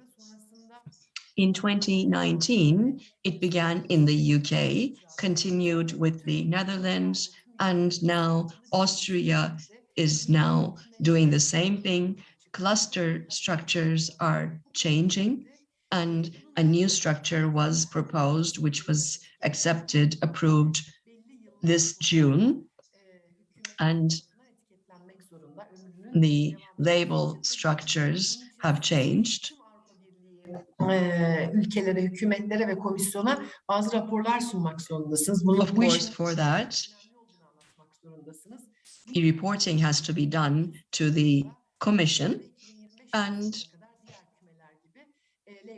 like that the EUROGIA has now received a label, and with new cluster calls, we are doing more work, more flexible, with more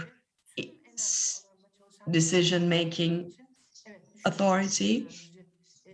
We will work with energy, low carbon production.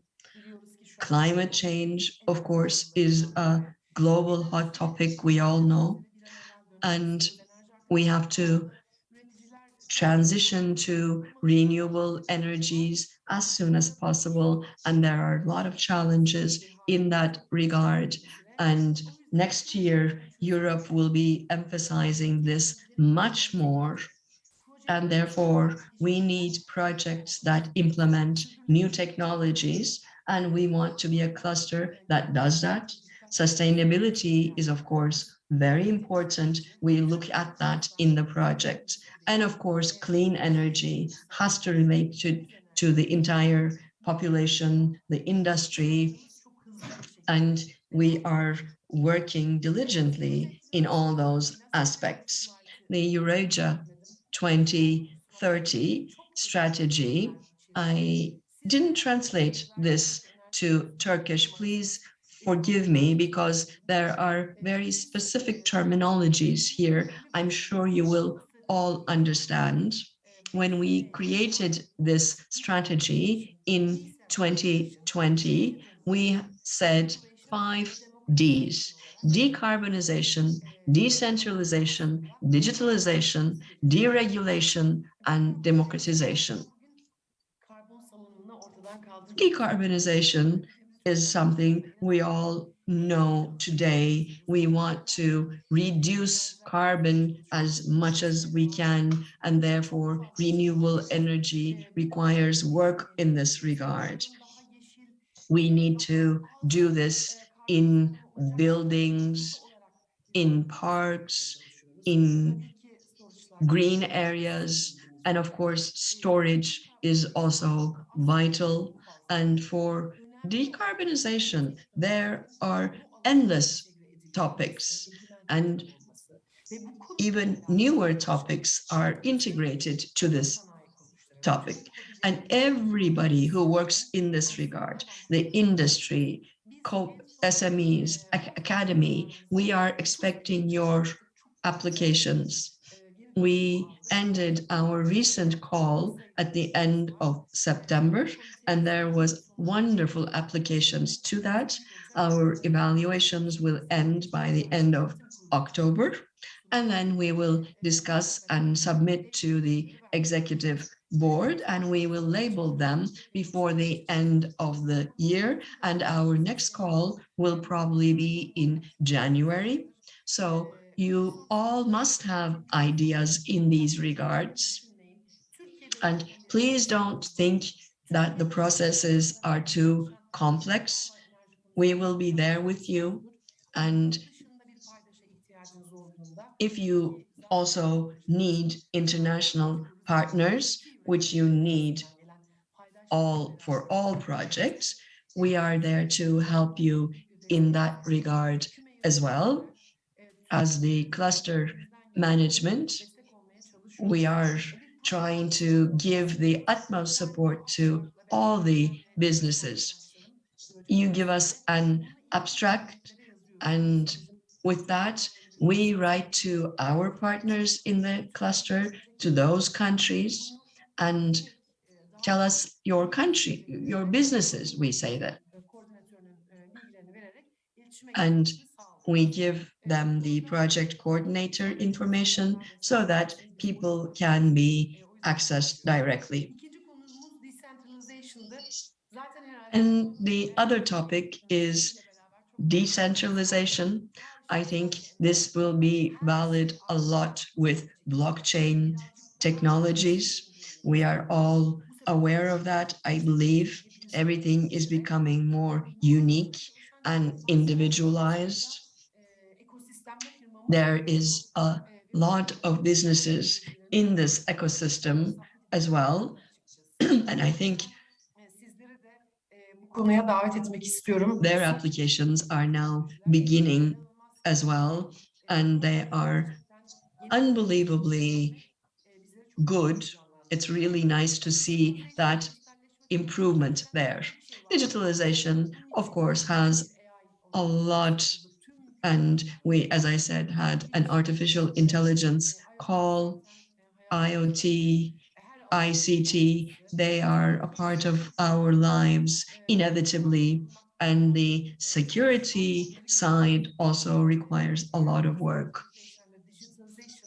Both decentralization and digitalization, I believe, will be very important in 2022.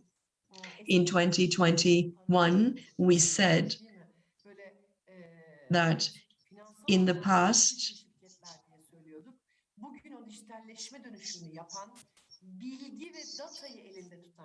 big companies were important, but today we say that data is important. The more data you have, the more power you have. And with the assessment of that data, companies become more valuable. With the implementation of new technologies, this is going to another dimension, and I think in 5 years we will be in another place. Deregulation and democratization are all, again, very important. And we need regulations, of course, but still, this is changing as well on the demand side. Field management is very important, and therefore, with all stakeholders, we are expecting their project ideas. In our clusters, we have technology networks, and of course, this includes nuclear as well. I don't think I have to say that, but still, energy resources really require efficiency. Today, that is very important. Solar is important, wind is important, but more can be done. Technology is developing significantly, and there are a lot of wonderful R&D ideas, AI ideas, and our fundamental aim is decarbonization. That's why we exist. And I'm even still learning every day about what is being done for example, solar tubes and newer technologies. We have executive board members who are quite innovative, and with them, we are taking innovative steps. Of course, there are tools, processes, and ICT integration to our cluster was another important process. This happened 6-7 years ago, and I think I will try and explain in the coming slides with example projects. As I said, everybody has different calls, and we did our AI, and next year we will have a joint call for digitalization, and sometimes there are single calls. We had one as well, as I said, at the end of September. It ended in January. We will probably have another one. We have the project outline. We look at it. When we say okay to that, FVP continues. Then we have the full proposal, and we asked for all the details. The consortium, is it balanced? The SME and industry balance, budgets balance, which are the countries, who is there, are they in the cluster or not?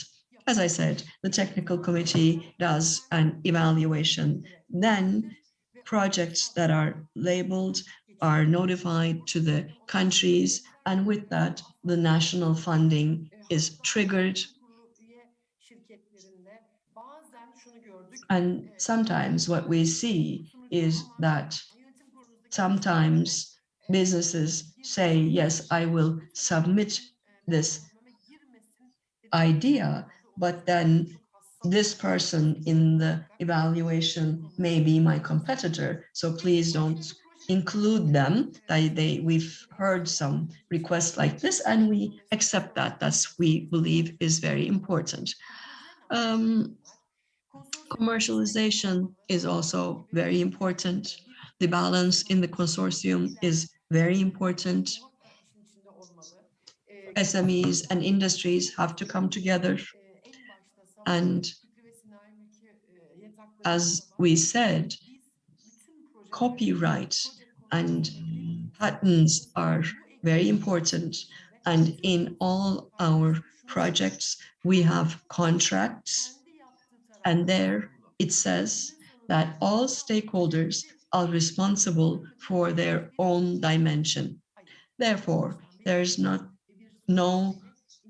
nobody's going to steal anything from anyone. As I said, commercialization is very important, and the technical committee looks at this significantly. We look at the market size, how much can the project get from there? We look at that. And of course, national priorities are also taken into consideration. The public institutions on the public funding side, of course, are looking at their own priorities as well. These are the countries who are supporting the Eurasia cluster today.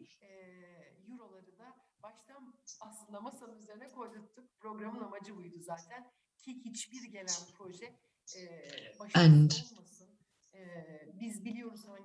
we all know that different clusters have different country representatives. We want it to be as diverse as possible, and we want it to be a cluster from Turkey, but we want it to be able to access other countries to create our partnerships. As you see, from Austria to Luxembourg to Poland to Switzerland, we have these among us, and as our structure, we can find networks in these countries. So let me mention some examples. I think this was from a 2017 project, Energy Shared, Turkey-Canada partnership. And this is one of the most successful examples of EURECA. And it was a pride for us. There was an ICT platform here, and this is example of the dimensions that we go to.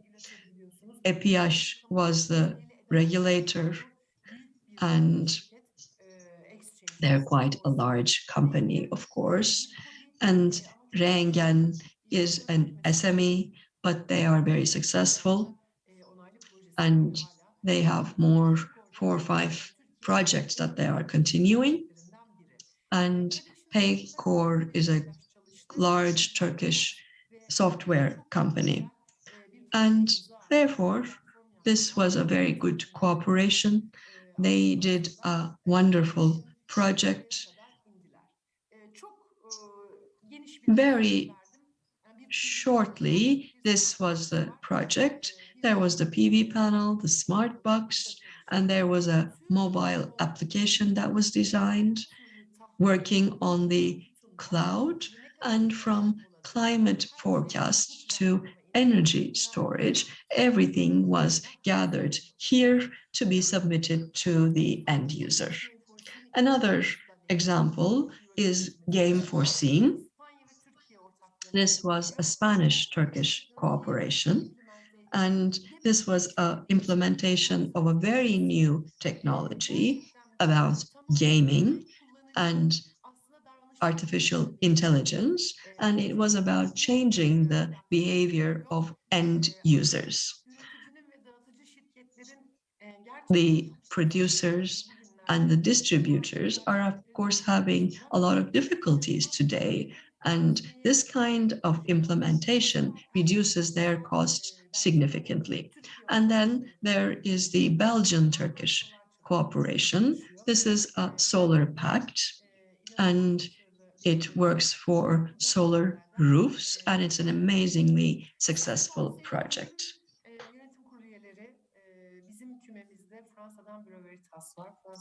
And there's these in our executive board.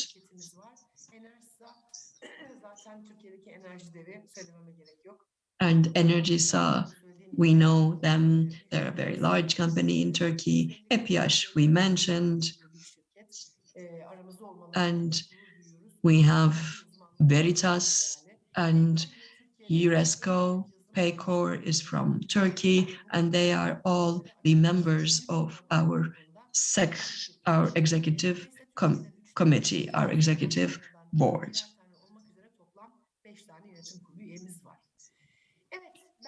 So this is all from me on my side today in a very small nutshell. And we are always here to support you in any way that we can. And our website, email, our platforms you can use. Your emails will always be responded to. Please don't hesitate in contacting us. We are here to support you, help you. That's why we exist. And once again, thank you for your invitation and for your patience. Thank you very much for this wonderful presentation, Ms. Sinem Altuncu. Now, distinguished participants, we are ending our first session. Now we will have a lunch break. It will be shorter. Let's come back at 1:30 to continue with the second half of our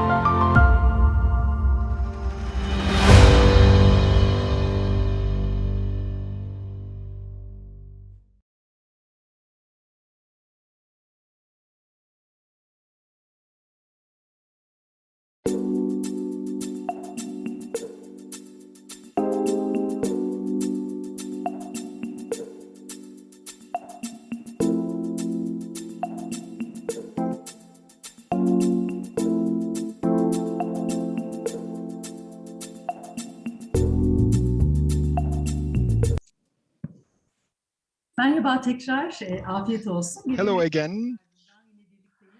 We hope you enjoyed your lunch, and after our lunch break, we continue with our envisioning workshop on clean energy. This session is about Horizon Europe Cluster 5, Climate, Energy and Mobility Work Plan.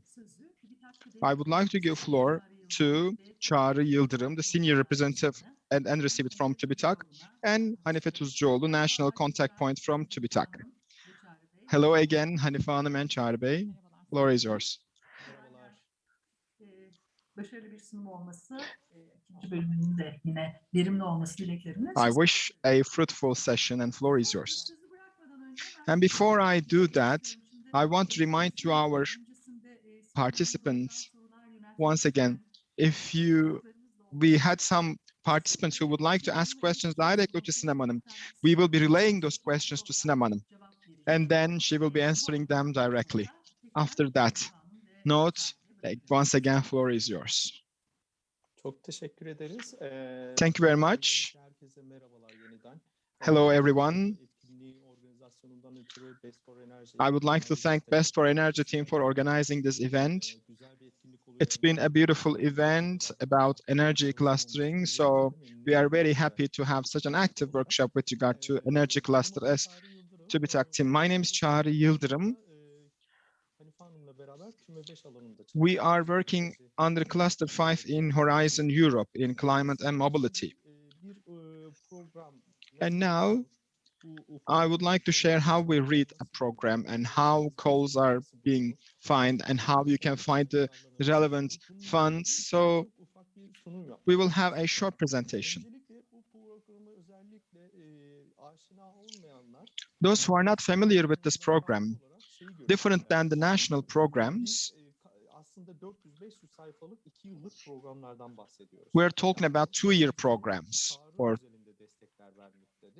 the EU a commission is providing a call-specific projects. So my political priorities and strategy priorities, they are giving grants.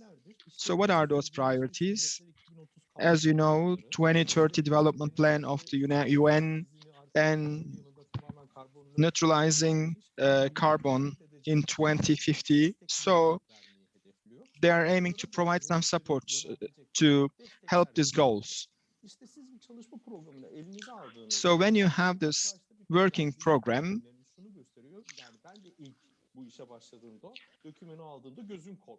I was a little bit intimidated when I first take this document in hand. It is very voluminous. How am I supposed to read it? Where should I start?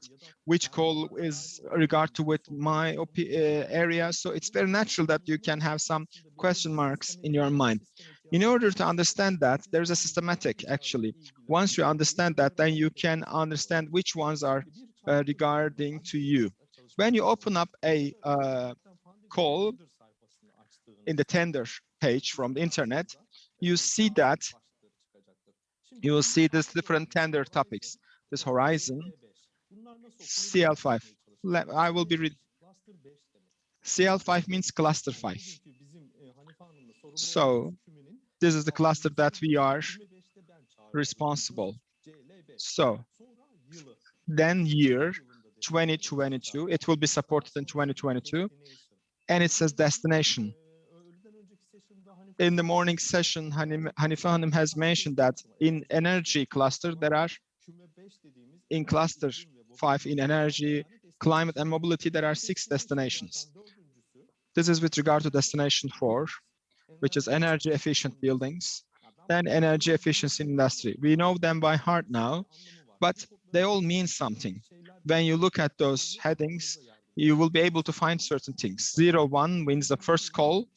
That means that's the first call of 2020, and 05 is the how many of them have been done so far. So how, and this is how you can read the coding.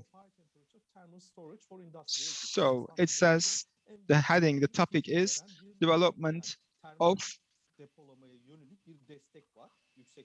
high temperature thermal storage for industrial applications. So that's for industrial applications. So when you go down, you will see some specific conditions. It is essential that you read them because in certain calls, you will see that you are not eligible.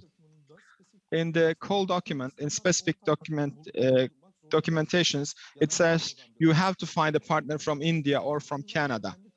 These are important criteria, so you have to be careful about those. Under specific conditions, the first thing that we see is that for each call, for each project, how many budget is allocated. This is between 3 to 4 million euros. And the indicative budget means, so that is how much money I put, like 8 million, and 3 to 4 million will be given for each consortium. That means there will be 2 projects will be supported. So you can understand how many projects can be supported. And it is also mentioned that what type of a project is supported. The low readiness level in terms of technology, innovation, or demonstration. So if it says research innovation project, that means that it is research R&D. That means there's 100% funding, and the basic R&D and innovation transition projects will be supported. It says TRL 5. Technology readiness level will be 4 to 5. It's not innovation in the lab scale, so it should be ready in the lab scale. So I will also explain how you can understand or read this technology readiness level. There are 2 important parts in a call document, the tender document. The one is expected outcome. So it says what is expected from that project. Now, EU is looking at the impact when they are evaluating the project. They want to see the impact. So there are some outcomes with regard to how many people will be accessed and how much carbon footprint will be reduced. So it is essential that you should be able to reply to this questions. Otherwise, your project will not be funded. And the scope means the area that will be covered within this project. So what is included, what needs to be covered. So there's also a part about that as well. Bir önceki slaytta isterseniz expected outcome, yani beklenen çıktılar kısmında hani bazı durumlarda bu beklenen çıktıların kısmi olarak in those expected outcomes, sometimes they are asking the partly to be covered or entirely covered. It is also a detail. Yes, thank you Haniman for this contribution.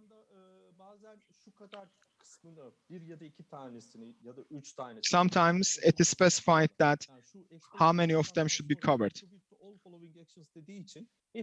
After the expected outcome, it says contribute to all following outcomes, then it should all, or there should be at least 1 or 2. It has to be taken into account.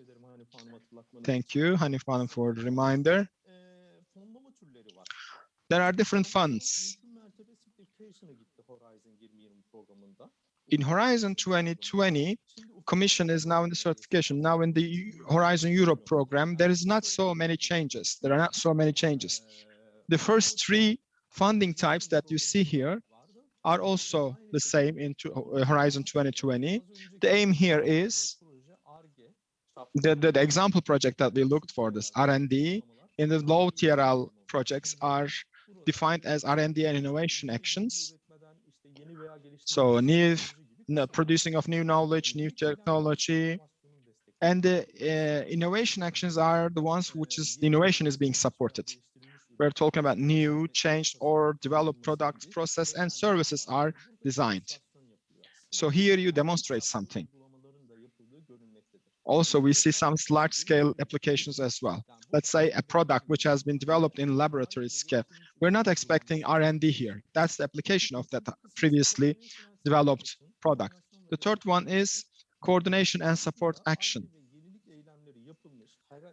Now the R&D has been done, the innovation has been done. If not, why? It hasn't been done. If there are some managerial or financial barriers, then this support is to eliminate those barriers. It's a cooperation project. You can take it as a technical assistance project. It brings institutions, organizations together to determine what are the factors preventing the further R&D and innovation. And co-funding actions is that funding agencies such as the TÜBİTAK of Turkey and TÜBİTAK of Spain, they come together and they create ERANET projects. In these ERANET projects, there are some additional tenders. So it is not maybe relevant for many participants here, but if you are a funding organization, you can also join in co-fund activities. Innovation and market the dissemination to the area is also for SMEs.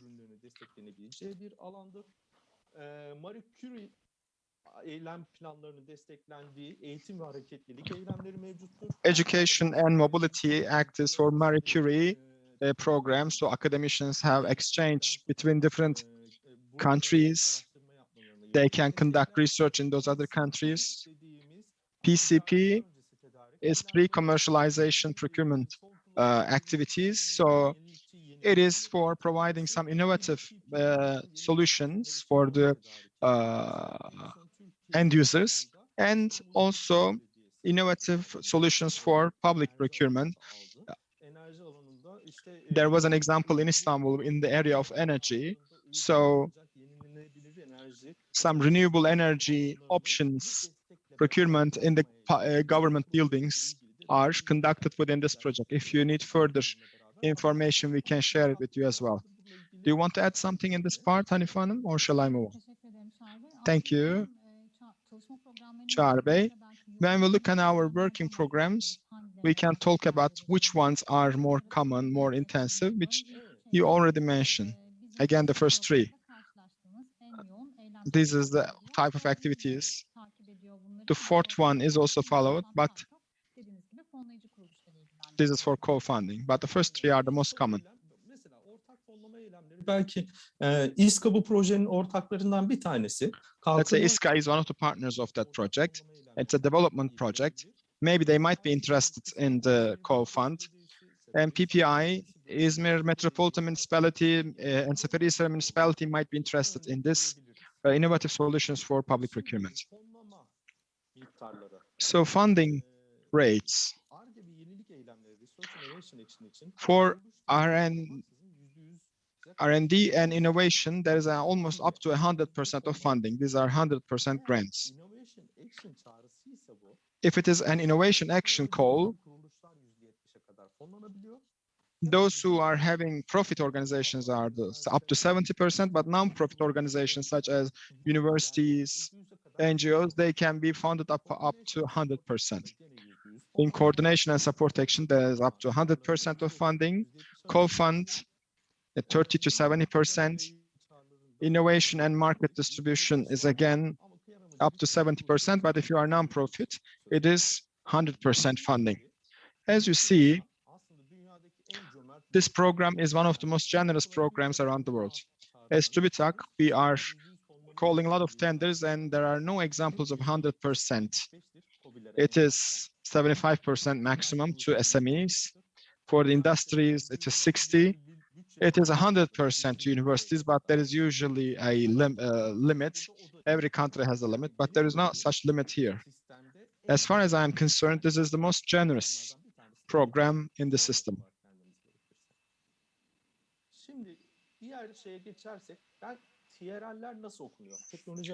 So let's discuss how you should read these TRL levels.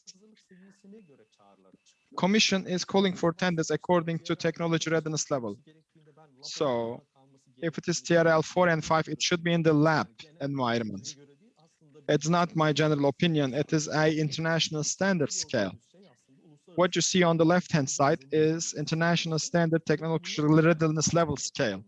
And the calls are designed accordingly. And TÜBİTAK is also doing that in accordance with this scale, technology readiness scale. If we are discussing between 1 and 2 are not very common because they are very basic. They are on the idea level. More concepts are formulated. They can be ERC, European Research Council maybe, can be involved here. But we are most interested between 3 to 5. We start from 3 TRL3. It starts from proof of concepts and it goes up until technology validated in relevant environment, industry, industrial relevant environment in case of an key enabling technology. If TRL6 is also there, 6 and more, now it is a innovation action, prototype development, test, demonstration, piloting, large scale application, market replications. So these are all in the area of the access to market calls. So these are for how to implement a developed technological actions in the market. So it goes up until TRL7. And after TRL7, it is the financial part.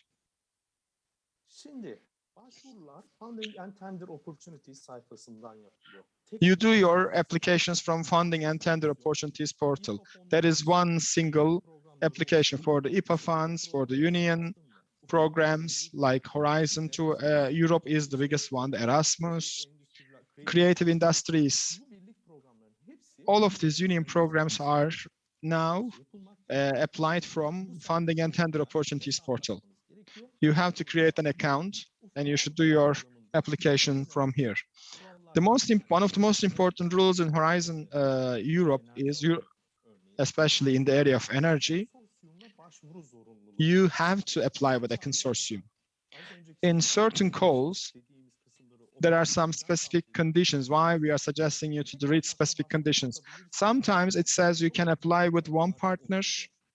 It is a multi-partner call, but they say you can participate as one partner. But the general rule is at least one EU member country in this consortium and 2 members and associated country. So out of one out of 3 member countries should be 1 EU country. This is a new condition. It wasn't there. There's 3 in the past, 3 associated countries you were able to do that too. But now there is 1 EU member country and the program members. Israel is a program member. I'm talking about Horizon 2020. The signatures haven't been made yet, but Turkey isn't associated.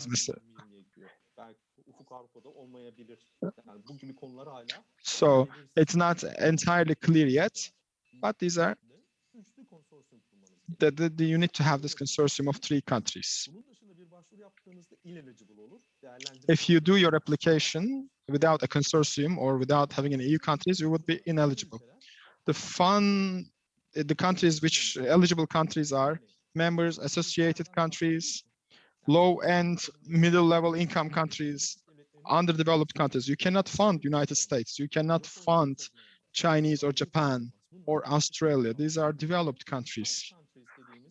So third countries, underdeveloped countries, Europe, some Asian countries. If you have a partner from those countries, they can get funds from those countries. But let's say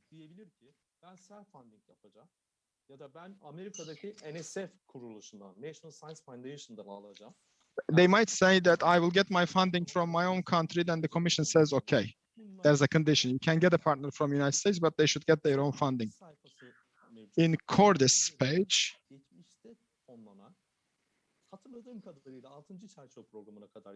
as far as I remember, it goes up to 6th framework program and also in the 7th. In Horizon 2020, all supported projects abstracts their consortium structure and how they are started. So you can find all relevant information through this page. In funding and tender page, there's a new, not new actually, it's been 2 years. There's a partner search tool. If you are looking for a consortium or if you are a coordinator and looking for a partner, then by clicking on this partner research, you can enter by the institutional account and you can call for partners. And you can find some relevant institutions to be partnered. Also, there are frequently asked questions as well, and you can find answers. It is also highly suggested to read. as an NC, I also open up and read if I'm not sure. So you can always ask your questions to us, but there is also a resource to answer your questions as well.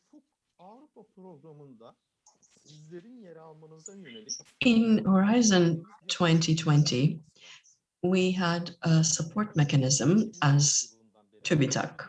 This has been ongoing since 2014 and it's been enlarging since then. And the intention is to increase the number of participants from Turkey and to increase the number of quality projects and to be able to encourage through this program.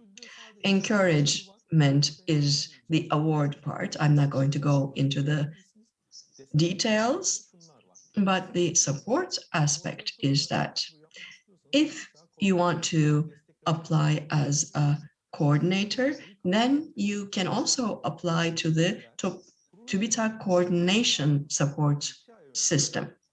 Before 2 months before 45 days before the deadline of the call for proposal, you can apply to our support system. When you apply to TÜBİTAK, you get the project writing support. And that includes parties who are competent in this regard, and you get support from them in writing your project. Consultants cannot give this support because coordination is something different. Therefore, we have our competent parties, and we come together to support you to write the project or for pre-evaluation or project training. You can select one of them. As a project team in your business, you may want to improve yourself and you can apply to this. We also have travel support, but I'm not going to go into the details. You can see them all on our website. Pre-COVID, travel assistance was used quite frequently, and this is very important for consortiums. And for that, of course, you have to go to Europe to be able to lobby. And in that, we were supporting business representatives to travel and attend Horizon 2020 events. If they were able to justify them, and TÜBİTAK would approve, and you would get a maximum of 1,500 euros for your travel. Another support mechanism was to bring coordinators from Europe to Turkey to show them, for example, I have a geothermal energy production area, and I would like to improve this and use this in some other manner. I just made this up, of course. This concept would be supported. For the European Research Council, if you have a researcher in that regard, if you want that person to come to Turkey, then this can also be a support program. For example, as the university, Izmir Technical University, you can apply to this, bring this person, have an event with them. Another mechanism is about membership to networks. We want our institutions to be able to be a part of European networks as much as possible. And in Europe, networks are very functional. They are very structured. They have membership fees, they have regular payments, and as TÜBİTAK, sometimes we are able to support institutions, for example, in regard to those membership fees to the networks. For SMEs in the private sector, not large institutions, small SMEs, NGOs, universities, research establishment can benefit from them. The only exemption is large industrial institutions. And for Marie Curie and similar structures, we also have a pre-evaluation support. Thank you very much. This is all from our side. We have our contact information on the screen, and please do not hesitate to contact us. Thank you very much. Thank you for this wonderful presentation. And distinguished participants, we are continuing now. And now we are going to talk about Cluster 5, Climate, Energy, and Mobility, together with TÜBİTAK networking events. Project market introductions, how to submit a project for international partnerships. We will listen to Mr. Odysseas Spyrou, a key expert from Horizon 2020 Europe. You have the floor, sir.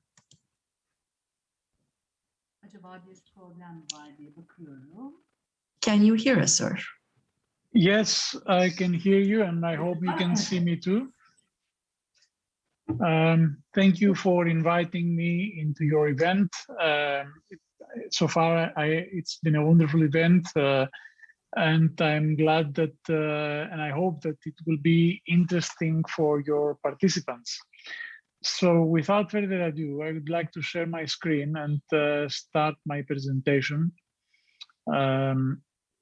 Give me a moment.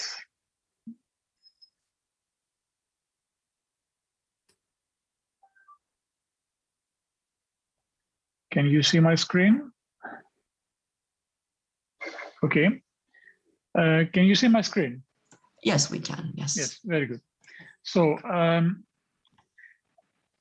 the subject of the presentation is more generic, so it does not apply only to Cluster 5 or to energy proposals, but I hope it will help you to get an overview and a better understanding of how you should build your organization strategy and your research profile, and try to find partnerships and participate in projects. A few words about me. I am the key expert in Turkey in Horizon 2020, now Horizon Europe project. And I am working with innovation for the last 20 years through various projects, starting from FP7, CIP, COSME, bilateral projects, and more. I have a background in engineering, information technology, and financials.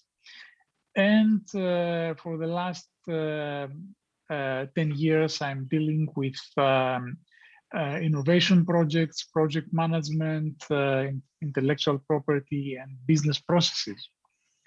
So what I will try to cover in this presentation is how you can be part of a winning consortium, basically. So how can you create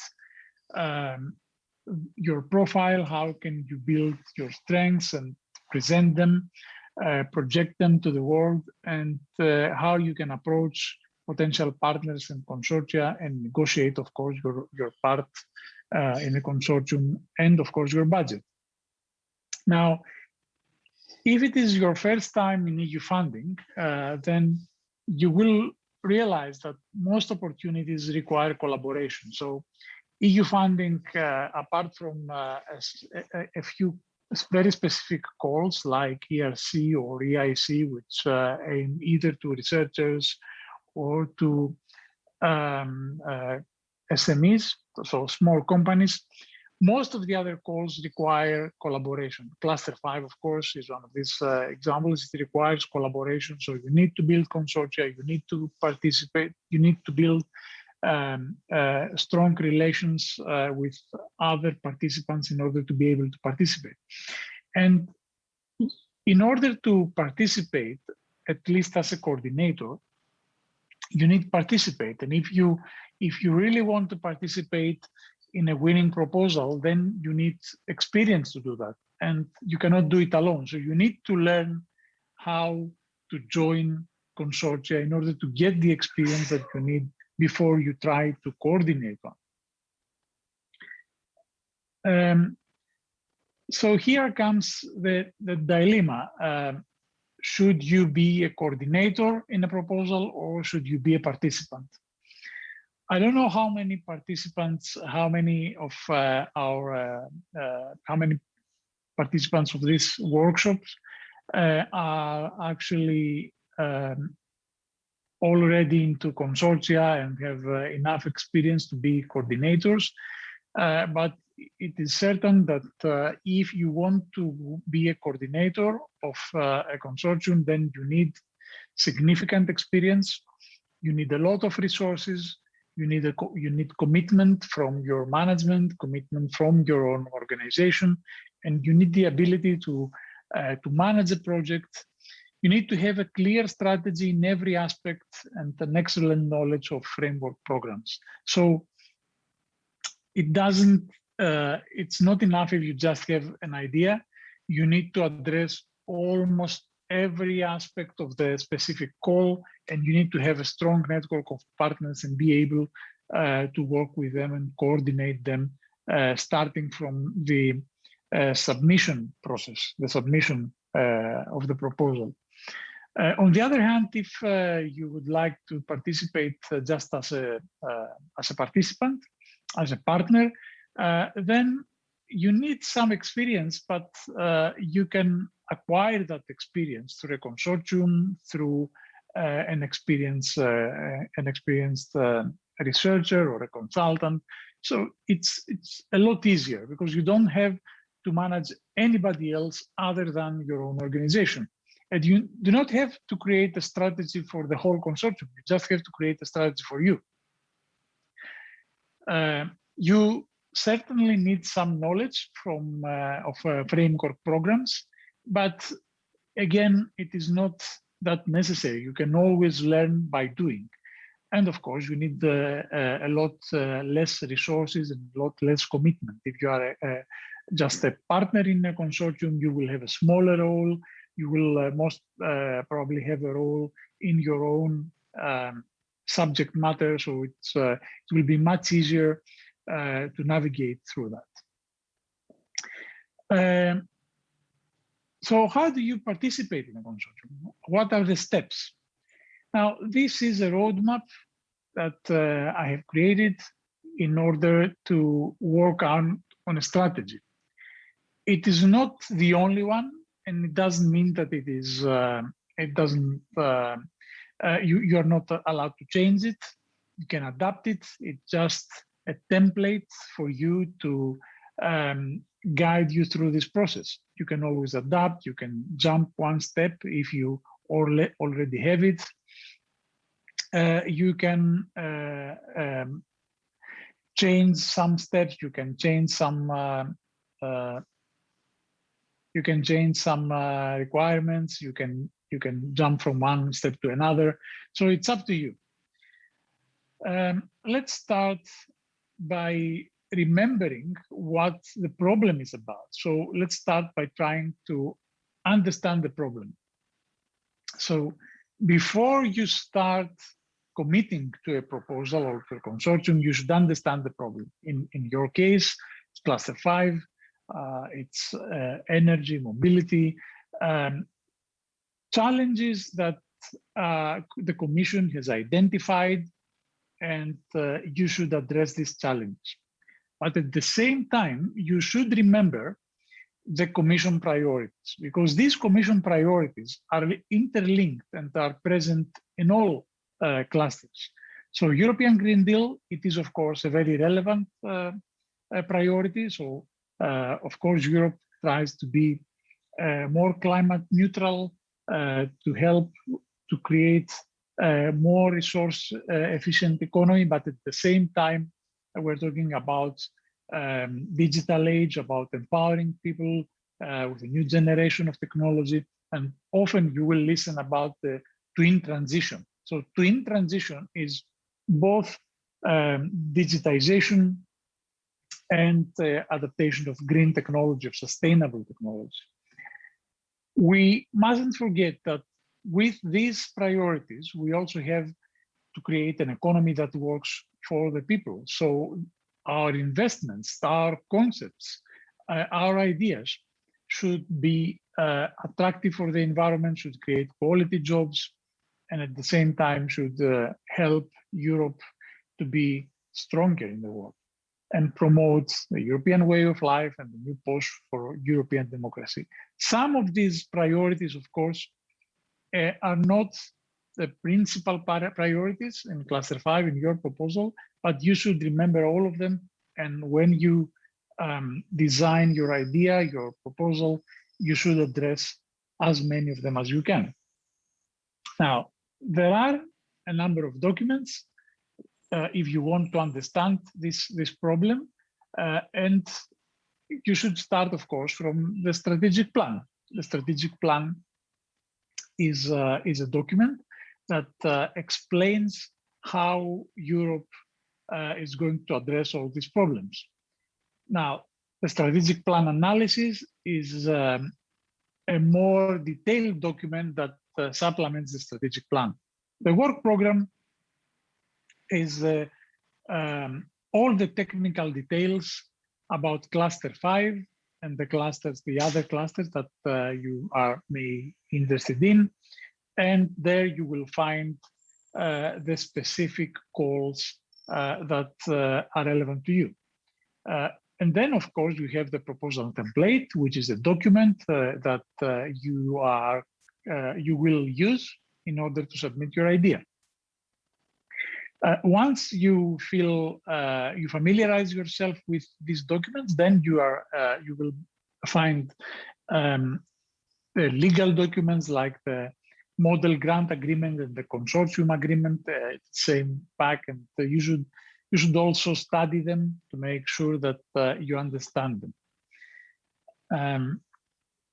An overview of Horizon Europe, although I'm sure that you must be already familiar with that. So you can see that we're talking about Pillar 2 now. We have 6 clusters, and the cluster that is relevant to us, to this project, is of course climate, energy, and mobility. However, I want to stress here that you shouldn't disregard calls from other clusters or calls from even from other pillars. A lot of times, and you will realize that there are energy relevant calls in other clusters, and there are calls where your solution or your technology that you're working on, or your development, or even your know-how may fit better in other clusters. So try to have an overview of Horizon Europe, try to study all clusters, at least the titles of the calls, and see if there are relevant aspects or areas that you may have something to contribute. Now, this is an overview of how the EU priorities are evolved into the work program. So we have the EU policy priorities, the 6 bullet points that I presented in my first slide.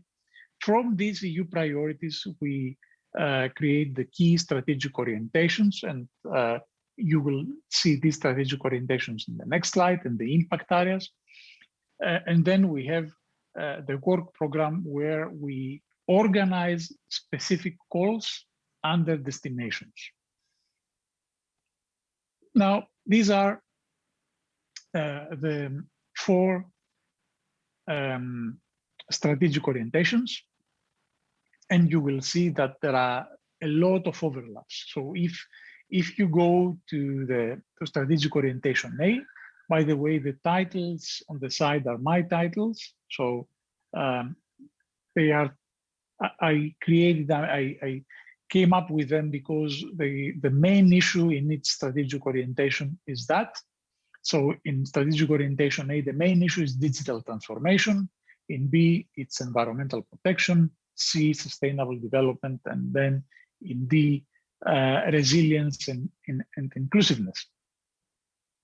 However, you will find a lot of overlapping ideas and overlapping concepts between various clusters. So in cluster B, for example, you will see restoring Europe's ecosystems, biodiversity, sustainability, natural resources. There's a lot of overlap with strategic destination, strategic orientation C, with where we talk about the sustainable development. And then there are even mentions of green transition in cluster A. You can see that if you read the digital transformation cluster, we are talking about accelerating and steering the digital and green transition through human-centric technologies. So these are the 4 strategic orientations. All clusters are organized so that they address these problems. And how they do that? Each cluster addresses certain aspects. So we have, for instance, orientation D, which is the resilient and inclusive and democratic European society. And then we have identified the impact areas.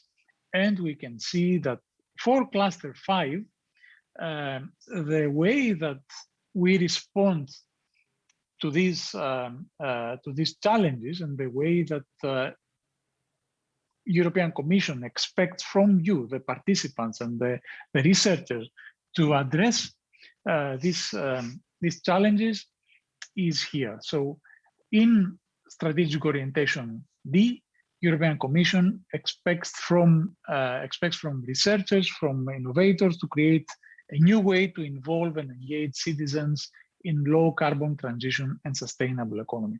So everything is interconnected. So to summarize, before you start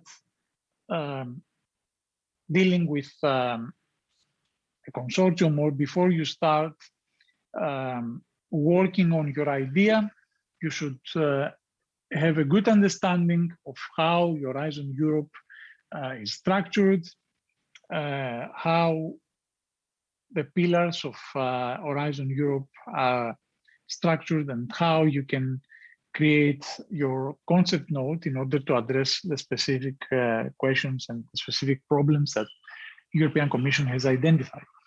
And you can find all these answers in the work program. Zaten bunları iş programında. I'm sorry, I'm in the wrong channel. Yes. Go ahead, please. Yeah. So after every step, I have created a checklist in order to ask yourself if you are actually in the right way. So once you complete the first step, ask yourself, did you understand the challenges? Do you have any idea, a service, a product, anything that can contribute to a solution? If yes, then you can move on to the second stage. So in the second step, you have to create your research and innovation profile. What is this? This is just a document, a simple, it can be 1 or 2 pages document. It can be a website where you can direct the other potential participants or other organizations that are interested in your organization. And in that place, in that digital document, you have to present what do you do well, what are your strengths, what separates you from the competition. So why should the consortium choose you and not another organization? And what are your strong assets? What can you offer that others cannot? It's like selling yourself. You have to promote your institution, you have to promote your organization, you have to promote your company in order to sell your ideas, to sell your services. And this is how a research and innovation profile looks like. It's just maximum a 2-page document. Again, it can be a document with a lot more visuals. You can design it as an infographic, but at the minimum, it has to contain this information: the name of your company, the country you are for, your PIC number. This is the unique identification number that the portal and funding and tenders portal of the European Commission offers you. It's a very simple and easy process. Your website, a short description of what you do, a description of the activities that are relevant to the specific project. If we are talking about cluster 5, in here, you can give some relevant activities or references that you already have, that you're already doing, or you could contribute to the project. The competencies, of course, is the things that you can offer. So you may have a technology, you may have a process, you may have results from previous projects that you would like to evolve.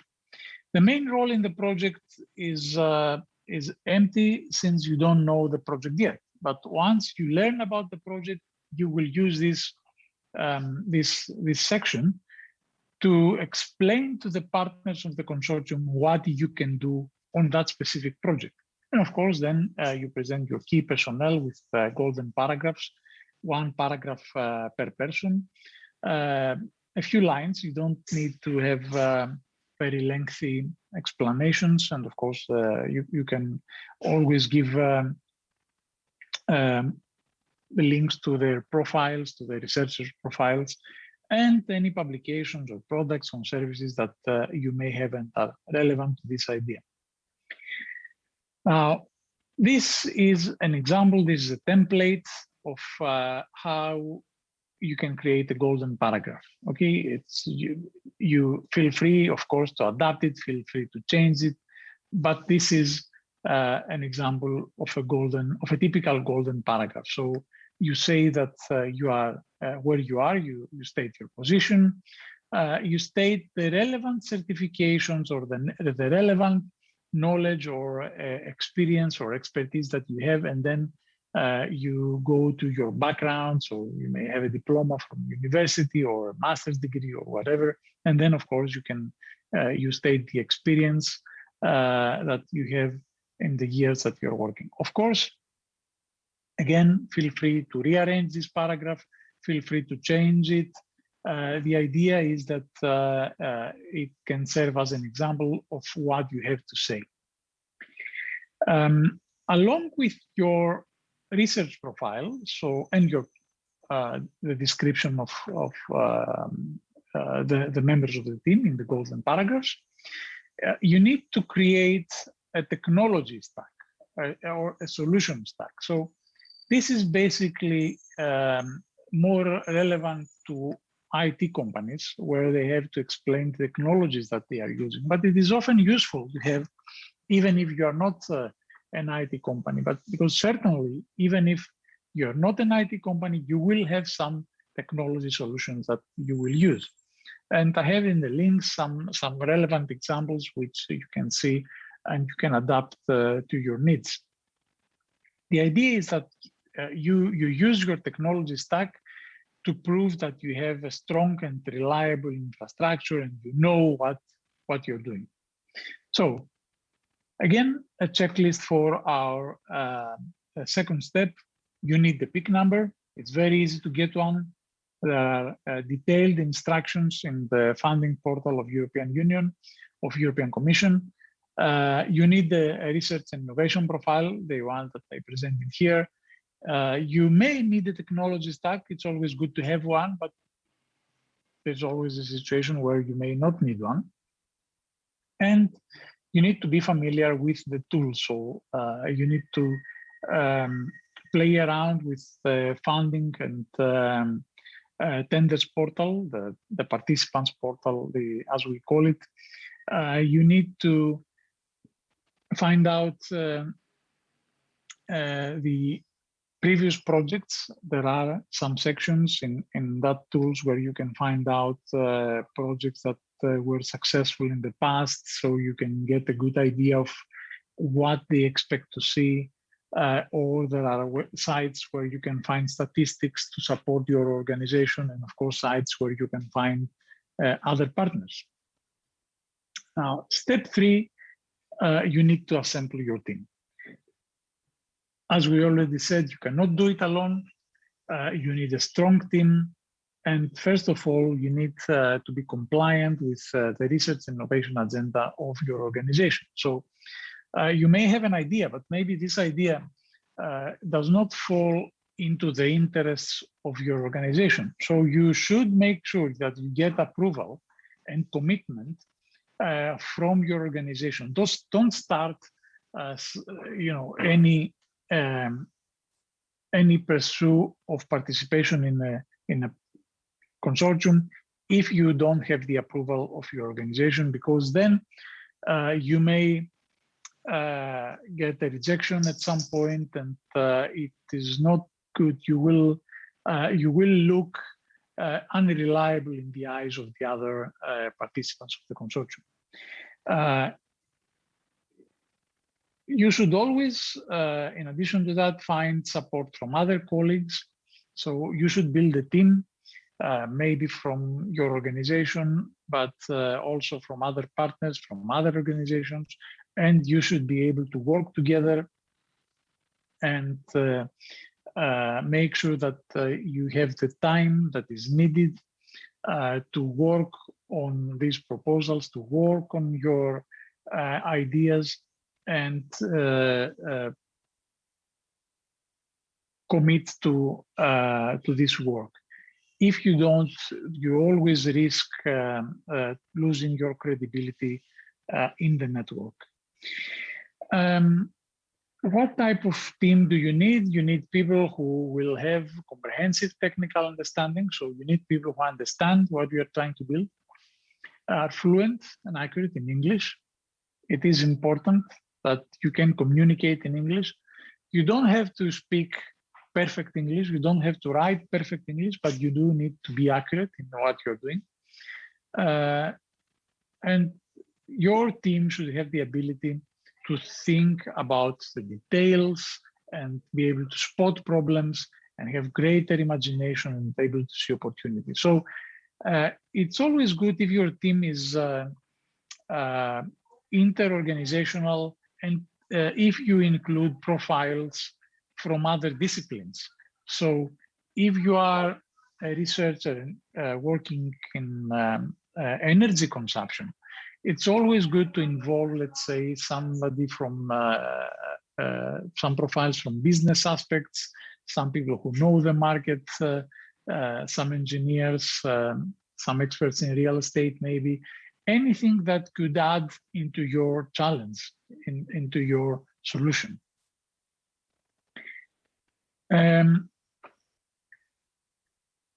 Of course, once you do that, then you start looking for opportunities, and you have to identify the opportunities and find the calls that are relevant to you. How do you do that? There is no easy way. You have to scan the work programs for relevant calls to your interests. So I know that especially compared to Horizon 2020, we now have a lot more calls. We have a lot more titles. Actually, this is one of the important changes in between Horizon Europe and Horizon 2020. In Horizon Europe, we have more destinations, we have more thematic areas, we now call them clusters, than we did in Horizon 2020.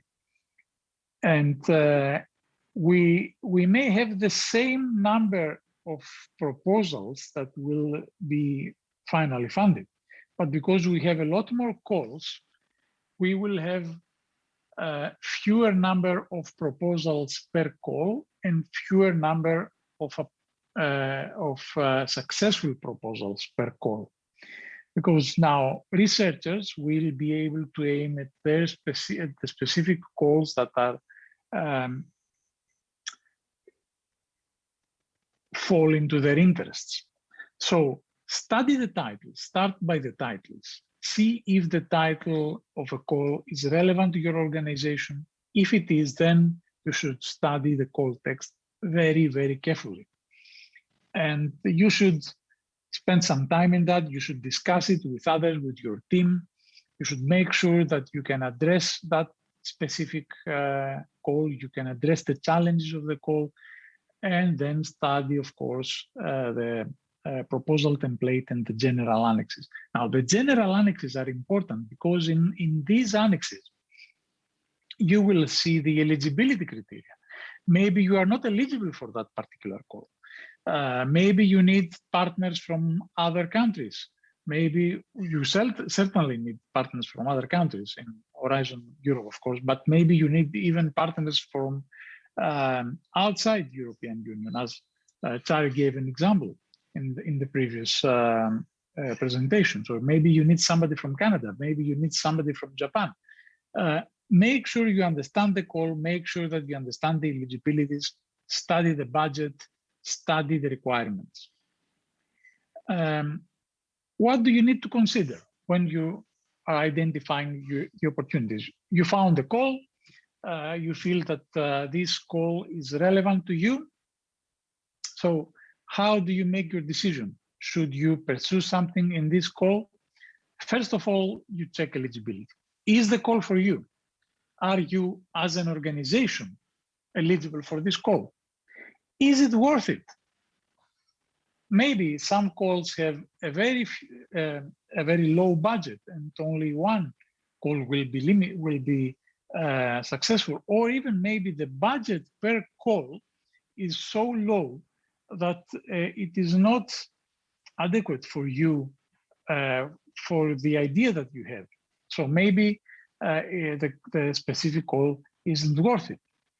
And then you should examine what kind of partners do you need. If you need them, how many, from which countries, how you approach them, how you build a consortium. Then you should look into the relevance of your own solution. So you know what the call is about, you know the challenges that this call is trying to address. Do you have any solution? Any, can be a product, it can be a service, can be hardware, it can be software, it can be even a process. So do you have something that will address, if not all, some of the challenges of this specific call? If you do, then think about, can you write? Can you co-fund? Remember that most of the calls are not 100% funded. There is a co-funding. So you need to contribute 25% of the funds into the call. And most importantly, can we implement? You should make sure that you will be able to carry this proposal to the end. You should have the capacity, the technical and financial capacity to implement this proposal.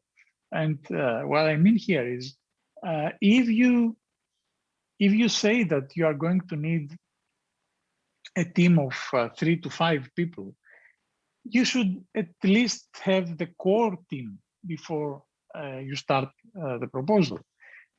You can't expect that you are alone. Maybe you are a company or a very small company of 1 to 2 people, and you want to work on a proposal, and then you describe something that needs resources of 10 people. You should expand only as much as you can. So of course, if you will be successful in such a proposal, you can expand, and maybe you can hire more people, more researchers to work on the specific call.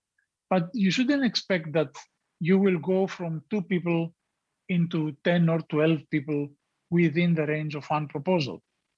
It is highly unlikely, and the chances are that you will not be able to absorb this change.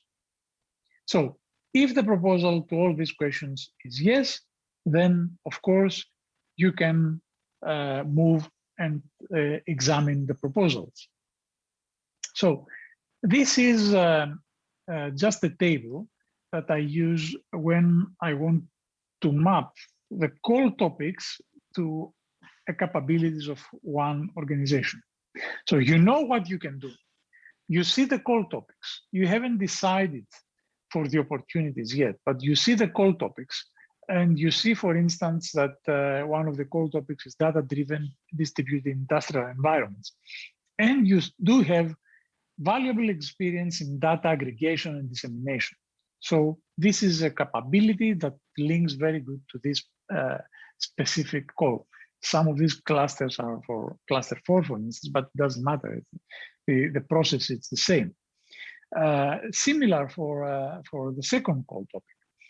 We're talking about digital permits and compliance check for buildings. And then you see that you have experience in digital certifications from electrical products, for instance, white appliances. So you have done that. You have a successful project which you can use to evolve and to develop something for this call. Or you have worked in the past into collecting and storing and analyzing and anonymizing biometric data. So you feel that a call relevant to biometrics is also relevant to you. This is how it works. You find the call, and then you map the call to your capability.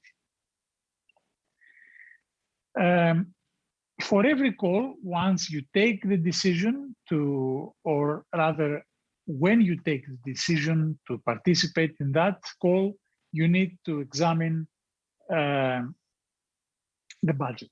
So you need to check the budget for each call, because the budget will reveal how many proposals will be successful. So if the Commission says that they expect an EU contribution of between 1.5 and 2.5 million, it means that each proposal should not be higher than 2.5 million. And they have a total budget of 7 million. That means you can expect anything between 6 to 7 proposals. Maybe less, actually, in this case. So before you start, think about the budget, consider if the budget is enough for you and if it's worth it. Now, once you take the decision to participate to a call, you need to find partners, you need to find consortia. Now, these consortia need to be successful. They need to be organizations that are complementary to your organization. So you're not looking for exactly the same thing. You are looking for capabilities that could complement your capabilities. They need to have experience in framework programs, because if you don't have enough experience, they should be able to support you. And they should be working in an area of interest related to the call you have identified. This doesn't mean that they need to be experts in that particular call, but they need to work somewhere where you can work with them together and build an idea. So they need to have an interest in that. And of course, they should be extrovert and willing to collaborate. Otherwise, you won't be able to access them. And how do you find these organizations? I mentioned in one of the previous slides about the tools, but you need to know the tools. Of course, the most important tool when you work into this kind of proposals, this kind of projects, is the funding and tender portal.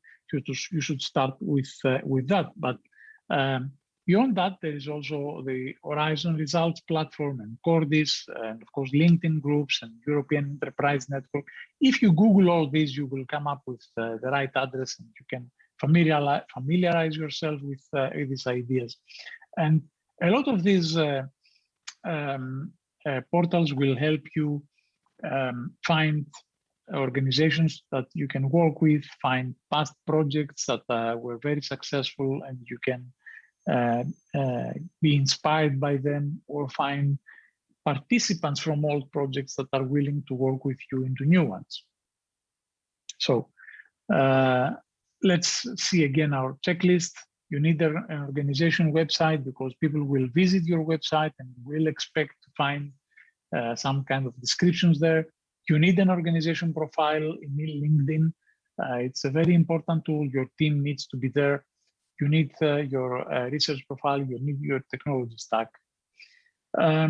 And of course, the team members need to be in LinkedIn as well. How do you prepare your concept? You need something to communicate with them. So you have you find the call, you find potential organizations that you could work with. You need to send them something apart from your research profile. So you need to say to send them how and what you are thinking in that particular call, in that particular challenge.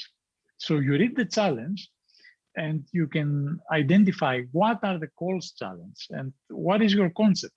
So what is your idea that addresses at least some of the call challenges, and how do you address it?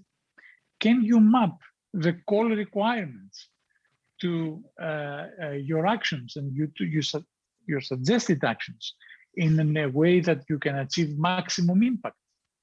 And then can you define some work breakdown structure, some work packages and some tasks? So can you break down the work of the project into smaller chunks of work and identify that you would be willing to work in specific tasks?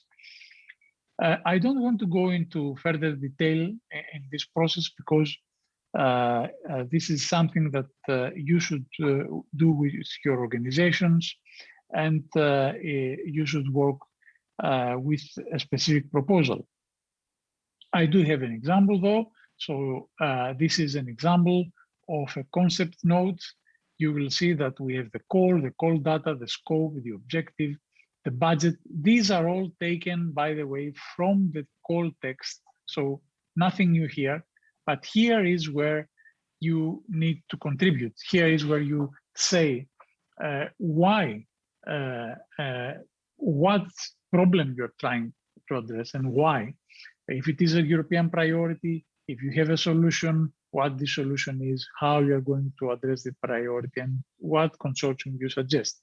So this is the concept note that is circulated among partners to engage them in the process and persuade them, work with you and build a proposal. Then you can pitch your concept. So you can pitch it to a potential participant, either through an email, through a LinkedIn message, in a conference, in a B2B brokerage event. So look for these events, look for networking events. Our project also has 2 networking events in the following days, and we regularly organize this kind of events. So you will find partners from these events that are willing to listen to you. So this is what you need to tell them, that you are contacting them for a specific call, you have an idea, and in addition to that, your organization is very strong in this and this. And of course, if they are interested, you are happy to elaborate. Now, in order to join a consortium, you need to negotiate your organization. So you send the email, you try to sell your organization, you get a response back, you need to negotiate it. So you need to explain to the coordinator or to the partners why they need you. What can you bring with you? And this is what you bring. You bring your network. You have to persuade them that you are a valuable partner of the consortium. You're willing to work on the proposal. You're willing to help them. You're willing to support them build a better proposal. And of course, if they support you, they expand their value chain even beyond Europe, in Turkey, and they can always complete the value chain and expand the geographical coverage and create a better position for their product. Remember that once you are accepted into a consortium, you need to be a valuable member of the team.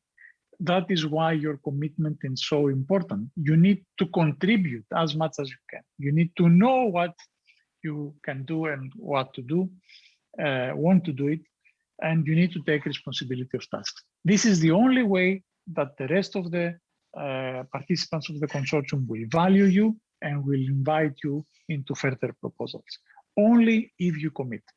Now, negotiating the budget is a whole category by itself, so I will mostly go very fast through it. If you are participating in an organization, then you only need to negotiate your own budget. So that's easier, of course, than negotiating the budget as a coordinator with each of the partners. As a partner, you negotiate your budget with the coordinator. So to do that, you need to have a rough idea, then, of course, a more detailed idea of what you can do to the project. Maybe you can ask for the initial estimation. I mean, the coordinator always has something in mind.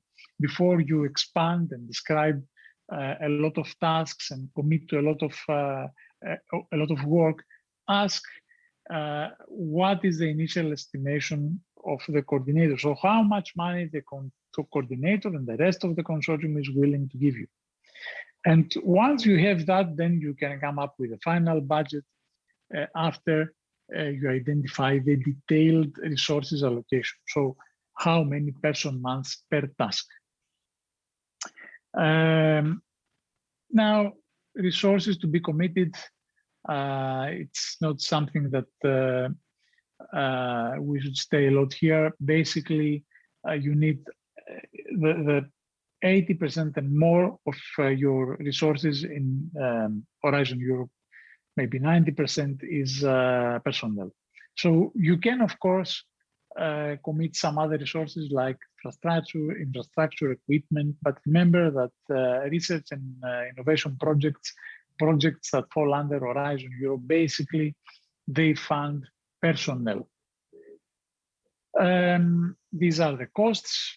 I'm not going to go through them because it's a detail. You need to know, though, that as I told you, we have personnel costs, and then you can always subcontract a certain some aspects, some work of your project, but not a lot. And you always need to be very specific with that.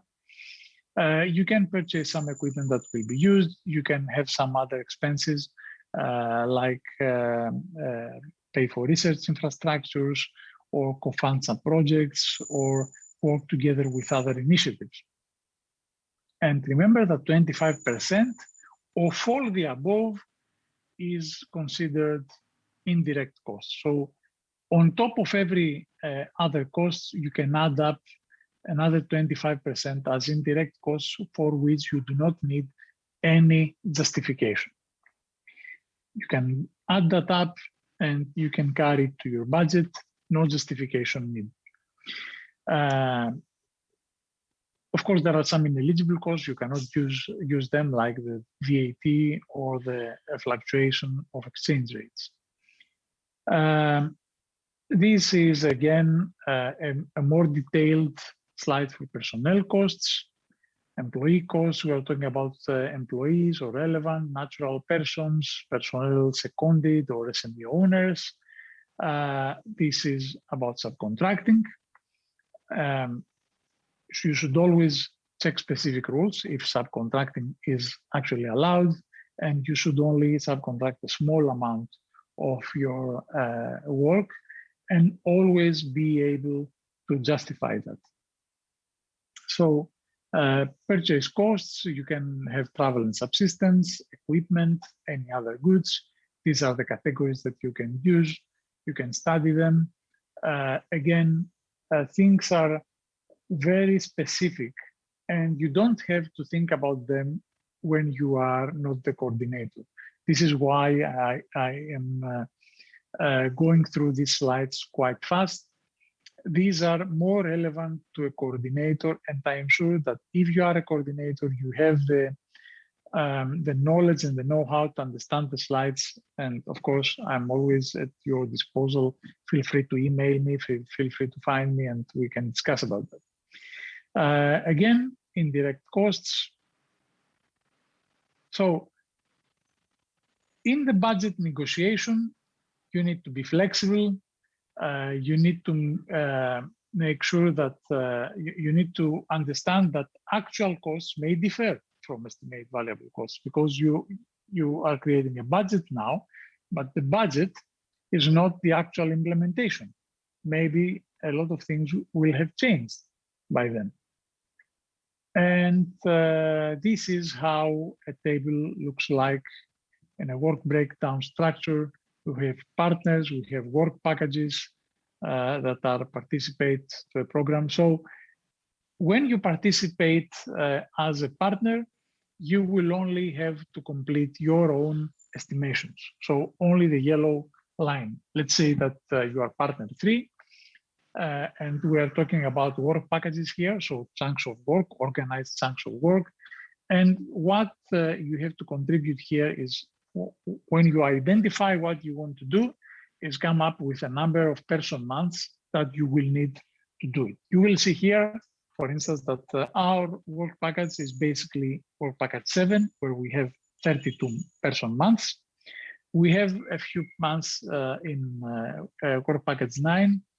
You cannot see it, but this part, this work package is about dissemination and exploitation. So promoting our results into events, something that everyone has. And we have a few months in work package 1, work package 2 for project management and user requirements analysis. So this is an example of what is an average person month. You can study it. Again, it is quite easy to understand how we come up with the average person month. And this is what a budget looks like in the system. Again, the coordinator will guide you through this process. That is why I'm not insisting them, and I know that the time is precious, so I'm not insisting on building the budget. Once you finalize all this, you are ready to submit. Remember that the proposal writing is a process, is an agile process. So you don't just sit down and write a proposal. You need to get feedback and more feedback and secure a consensus or agree what you are discussing with the other partners. And maybe you will identify some inconsistencies and you will get back to the writing table to improve them. And then once you have sorted them out, you will demonstrate progress and you will finalize your solution.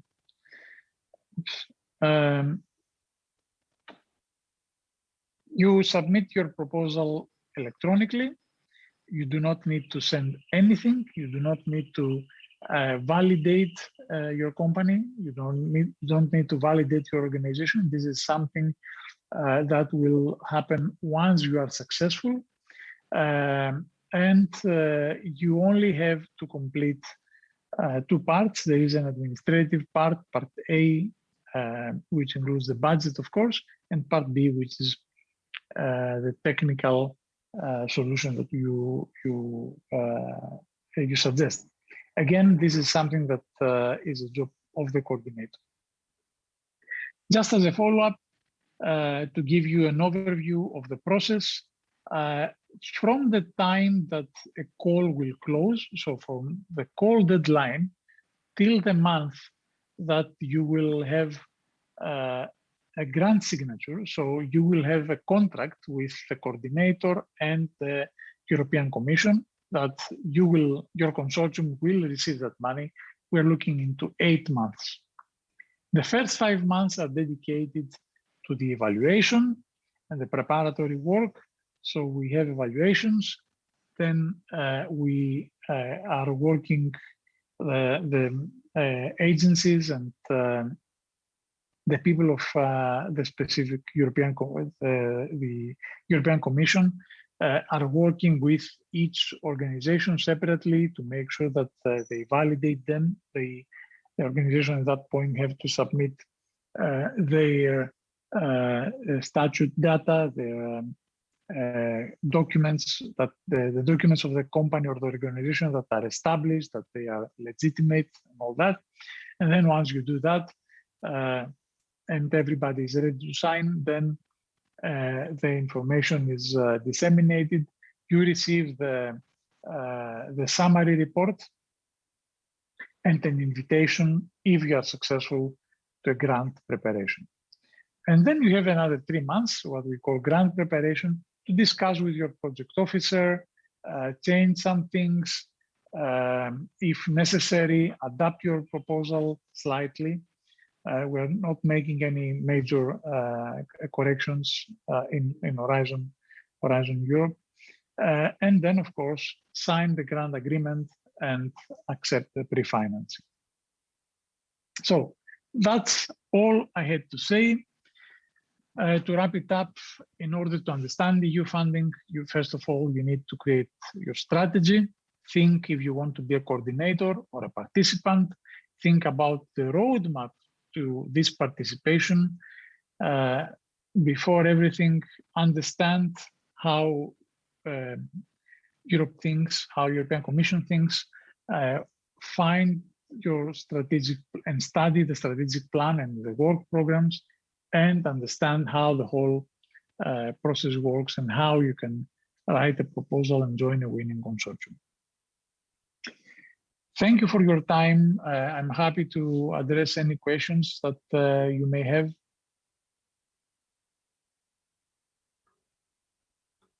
Thank you, Mr. Odessa Spiroğlu. Thank you very much for this wonderful presentation, Mr. Odessa Spiroğlu.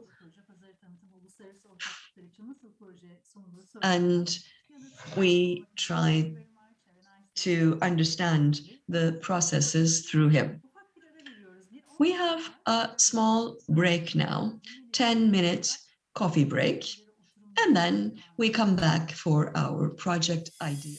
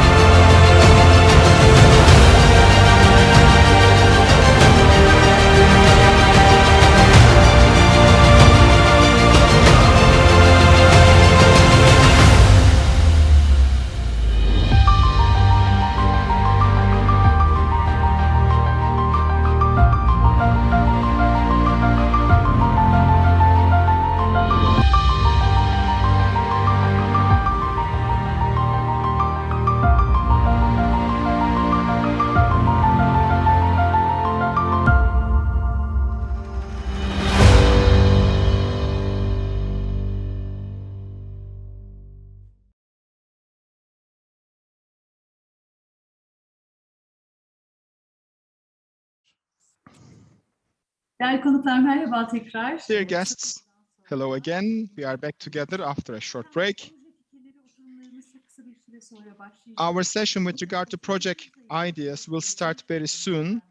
And I would like to give floor to senior expert from Best for Energy, Pelin Durtaş, to inform me about this session and about the participants. Hello again. I would like to greet you and our participants. Thank you very much for staying with us until now. What will be our process? I would like to make a presentation. I will be very brief. Now we are in a more interactive part. You will be speaking, therefore, I hope that we will be much more effective. I have a short presentation, and after that, we will go to breakout rooms, and in that breakout rooms, we will have a chance to discuss one-to-one. Görebiliyorsunuz sanırım, değil mi? You can see my presentation, right? Sıkıntı yok herhalde. Görülüyor sanırım. I think you can see, yes. Bugün tekrar teşekkür ederim tüm katılımcılara. Again, thank you very much for staying with us. We have more than 100 participants until now. It's a very important number for us. And we hope that in the remaining period, we will come to a level that we are more visible. I would like to explain you the last part of our workshop, but before that, before giving you some information with regard to implementation of our last part, I would like to give you the background information with all this Horizon and EUROGIA. İnovasyon hedeflerinin perde arkasında aslında hepimizin duyduğu Green Deal. As you know, Green Deal is in the behind all these activities with regard to clean energy, and Green Deal is, as you know, a set of policy recommendation to come to energy neutral until 2050. And within this policy recommendation, they have created a document called Accelerating Clean Energy Innovation. R&D and innovation, energy efficiency, Europe as a global leader in renewable energy, and creating a fair ecosystem for consumers. So R&D and innovation is taken as the comprehensive target. Europe especially would like to use the opportunities of digitalization to empower consumers, to improve the investment in energy efficiency, and also to develop business models in renewable technologies and clean energy. So they are creating some different mechanisms, and the aim of these mechanisms is to transitioning into low carbon economy. We have mentioned that in our morning sessions. So when we look at those areas, there are some basic research areas have been identified. Ocean is one of them, hydro is one of them, energy storage, bioenergy, hydrogen, wind, solar, geothermal, and nuclear.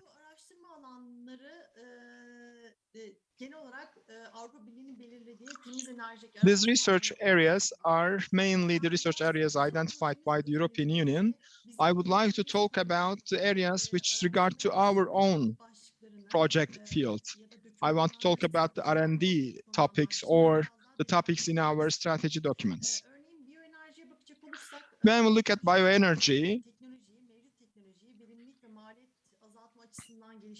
we are aiming to improve the existing technology in terms of efficiency and cost, and also starting from raw material cultivation to harvesting, transporting, and storage, and also to find ways to integrate that to bioenergy, to the supply system. In the wind energy, offshore applications and technologies are important in the wind. Also, the researching of the health and environmental impacts of wind turbines, and also as we know, the life cycle of the turbines that we are coming to an end, and we need to increase the circular manner of wind energy as well. There are new photovoltaic technology in the solar, the concentrated solar energy systems, and in geothermal,